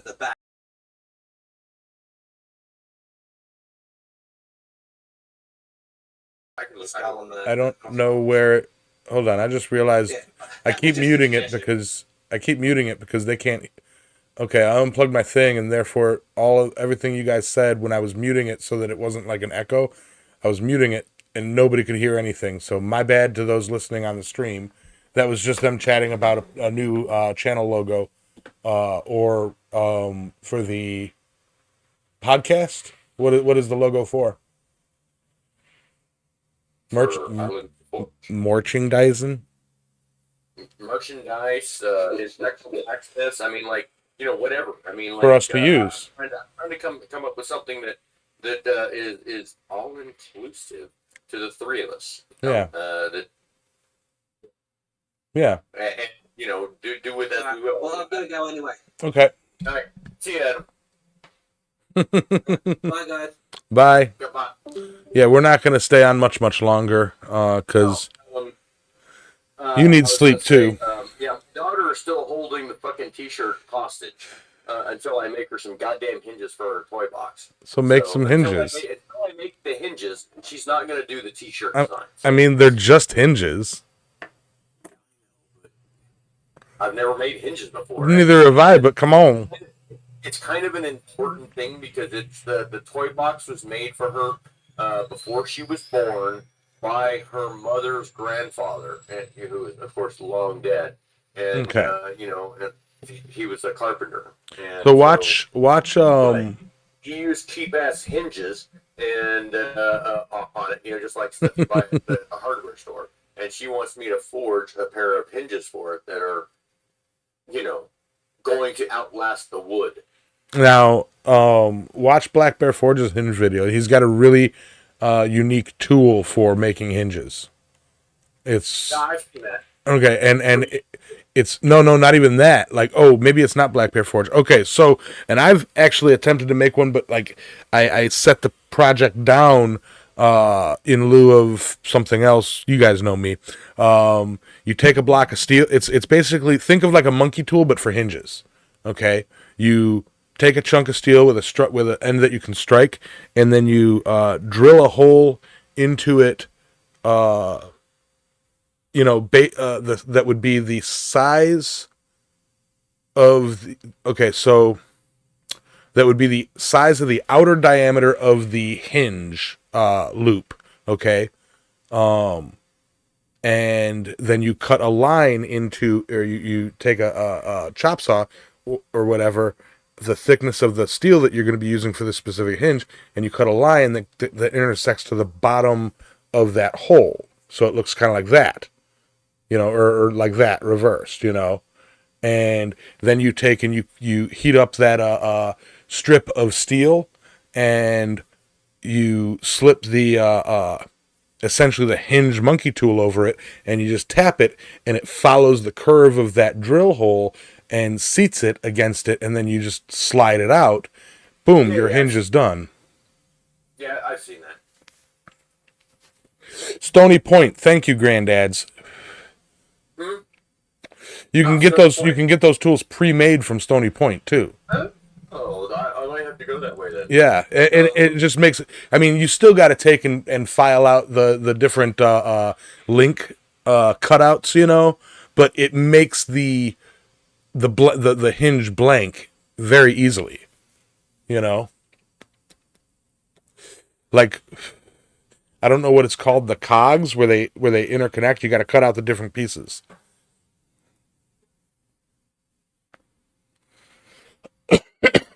However, that all being said, I still need to upload. I will be pulling this video. Now I'll leave it up there. Members only. You guys can come in and check it and watch this at whenever you want. But I will be uploading this video tonight. Hopefully to be ready tomorrow, which means I don't have to leave my computer on, because an hour and a half upload's going to be freaking massive.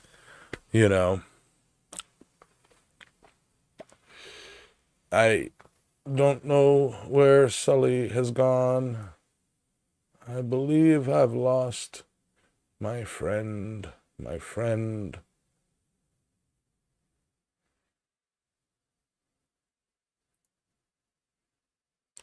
Yeah. Work was exhausting. Like, once I got done with that wire push, the rest of the day kind of went to shit. Yeah, sorry. It's like I can hear. Oh shit! I can hear you in the bathroom because like my headphones cord here is like 12 feet long. So like I didn't have to take them out, but my mic wouldn't pick me up. I'm like hollering, "I'm in the bathroom!" Oh yeah. Okay. Yeah, and actually the way we have this set up right now for this, like kind of behind the scenes outro to this live stream, your audio input is the same as mine. So I have you speaking through the speakers of the TV, the monitor speakers, and the microphone is catching that. So it's just one audio input. So I don't know if there's any distortion or not.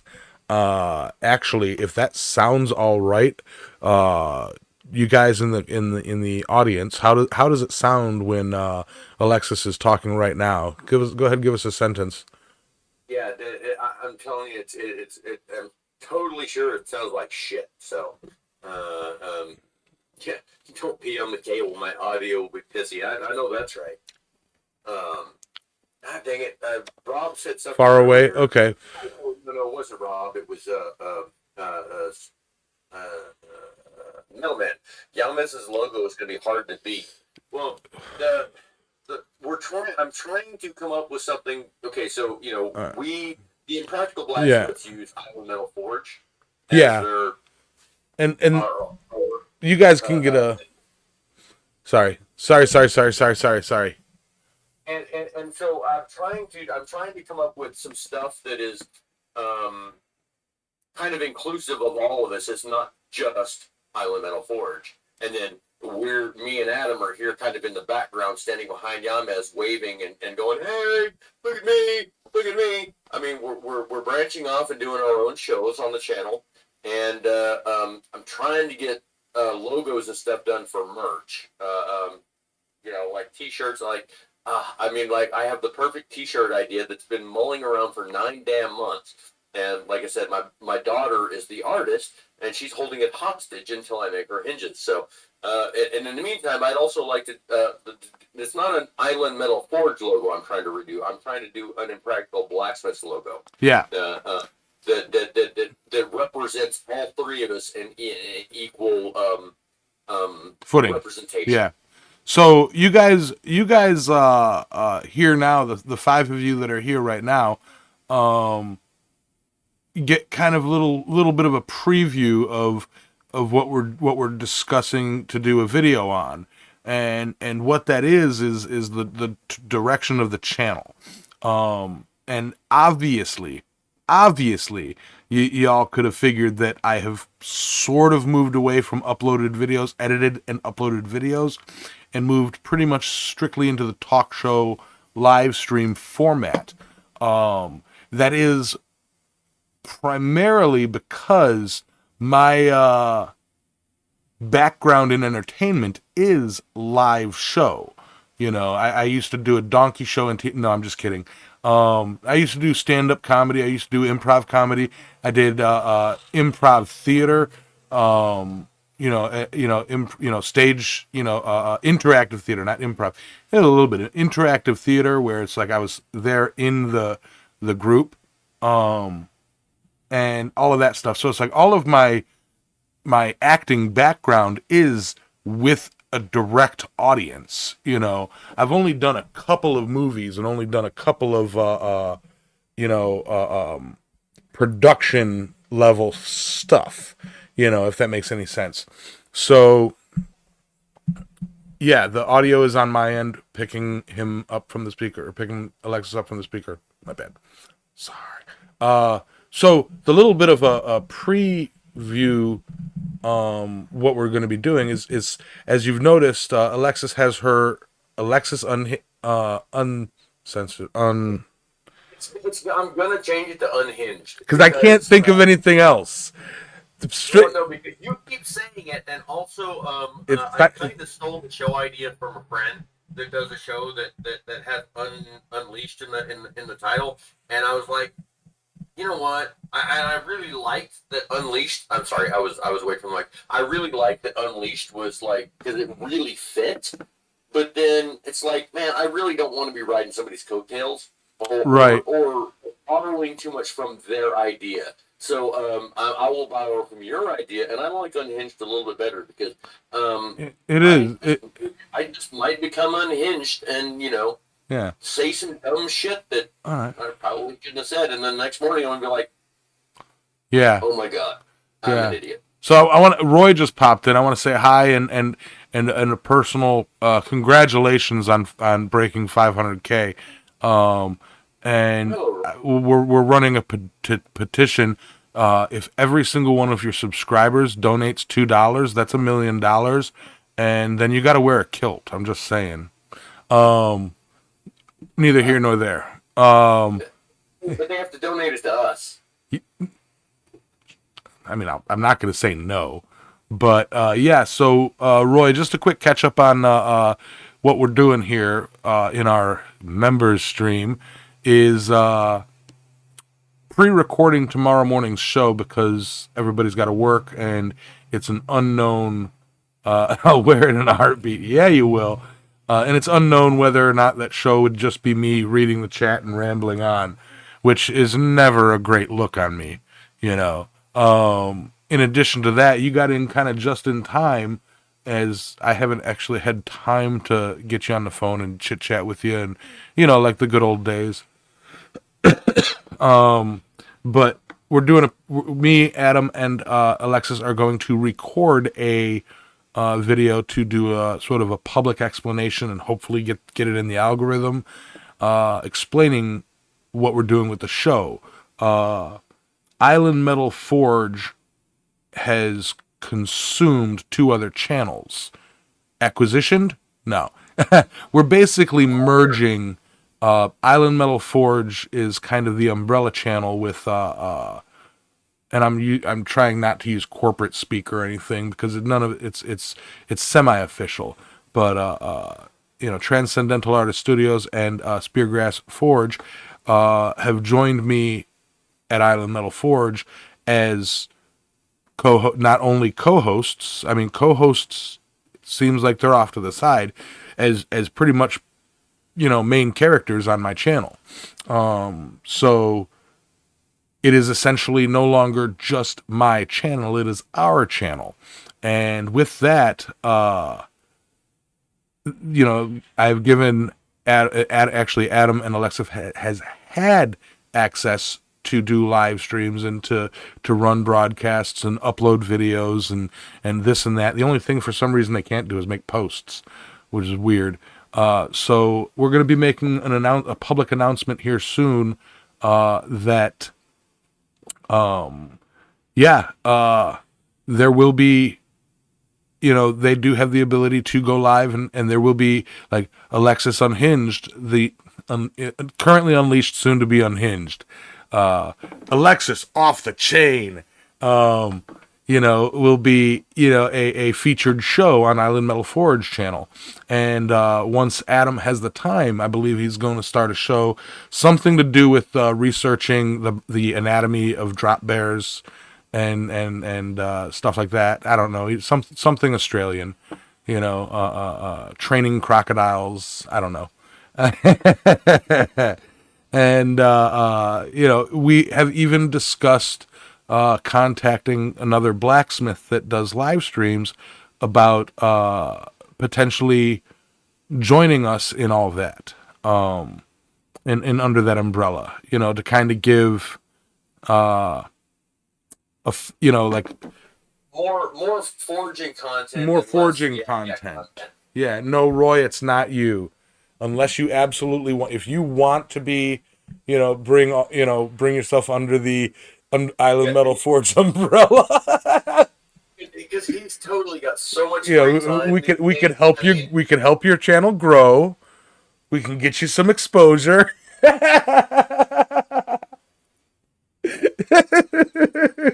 Oh, I'm so horrible. Oh, but yeah. No. That's they can't hear me worth a damn. Right yeah, no, now, they can. Yeah, Kenny. That's kind of the idea is because we all kind of do the same thing, and instead of us all just doing our own thing, we're gonna try to do it in one spot. You know what I mean? Because I don't have much of an audience. Adam doesn't have much of an audience. Yamas has got a small audience. I mean, in respect to Roy. But just it's we as a group can go farther. Part of this thing for a couple years now, and so we're kind of part of the brand, and it makes sense that we add our own individual creative and artistic things to the same channel rather than just putting our own individual creativity off in our own little corner where nobody's going to see it. So I felt like it's maybe a good idea that we just kind of use one platform instead of three separate platforms, and then come together on one for one show once a week. Yeah, to work together to grow one channel instead of, I mean, that's why I said kind of a friendly acquisition, because, both of the other channels, Speargrass Forge and Transcendental Artist Studios, can still be used. Like it's, personal projects that, this is more, I just want this on my channel. I'm not making them sign exclusivity contracts where they're only allowed to upload their videos here. Ain't none of that, I mean, no. the pay is shit, but, No, but I mean, shit, I had a whole. Sorry. I was going to go, no, it's all right. Because at the end of the day, I was probably just ranting anyways, because Stephen Parson killed Kenny. Yeah. Bastards. But yeah, so we're gonna get a video put together. Go ahead. I know what it was. Yeah, no, it's and what we're doing is because the Island Metal Forge has been fairly, no offense, Chum, it's been fairly stagnant for a couple of years now. Subscriber count hasn't really grown. Live stream attendance is kind of slowly dwindled into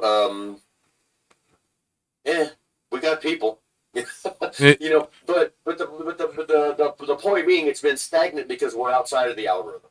All right, and so we're going to offer a variety of different content. It's not just going to be people forging every day because I mean, like, hey, I've been in these live streams for 4 years now. 90% of the time, nobody's paying attention to what's being forged. We're all just chatting in the live chat, and we're talking about, you know, we're cracking jokes, we're talking about bacon, and we're making fun of the person that's doing the live stream for one reason or another. You know, especially if it's Yames, and he lost something again.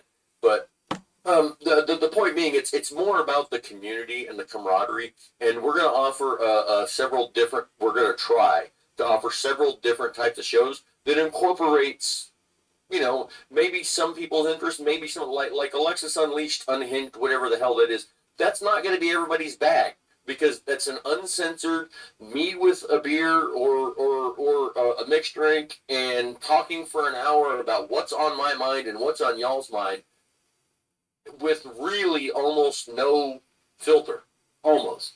You know, we got to stay civil, but you know that's a far cry different from the Sunday morning gathering, or the Island Metal Forge forging with Yamed stream, and we don't even know what the Australian stream is going to look like, assuming It's going to be upside down.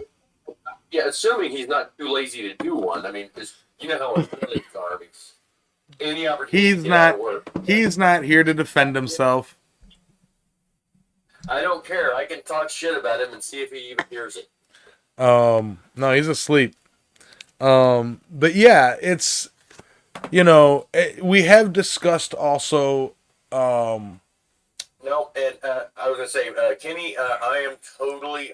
I'm in charge of the shorts. So, and I have not started on it yet because I've been working 100-hour work weeks. And I'm busting into going it back to 7-day work weeks or 6-day work weeks. 7 if you count this.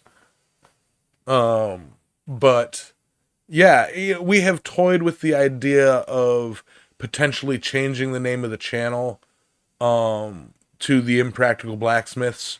I'm not opposed, but I'm hesitant because I've spent years creating that Island Metal Forge brand.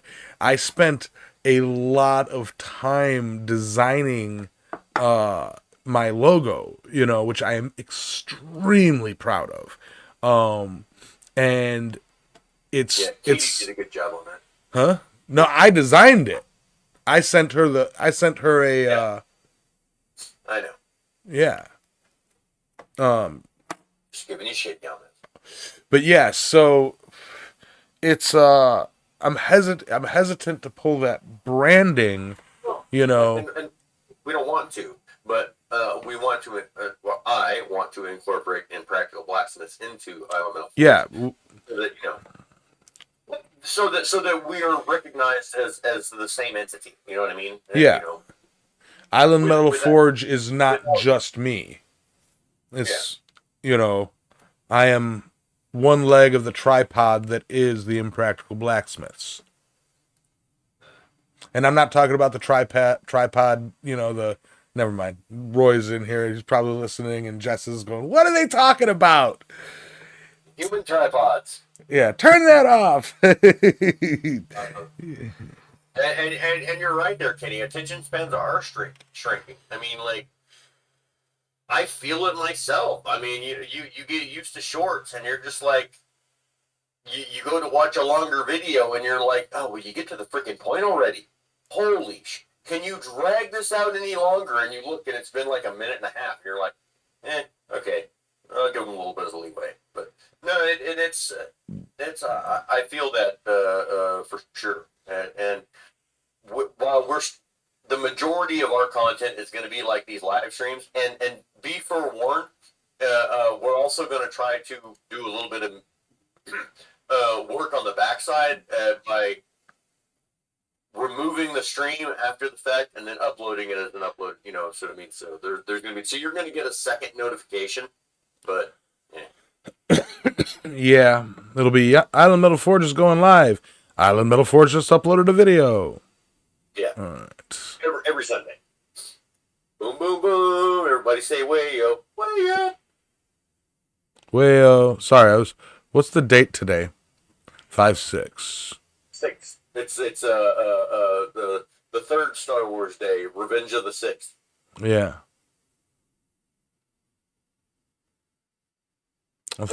It's Revenge of.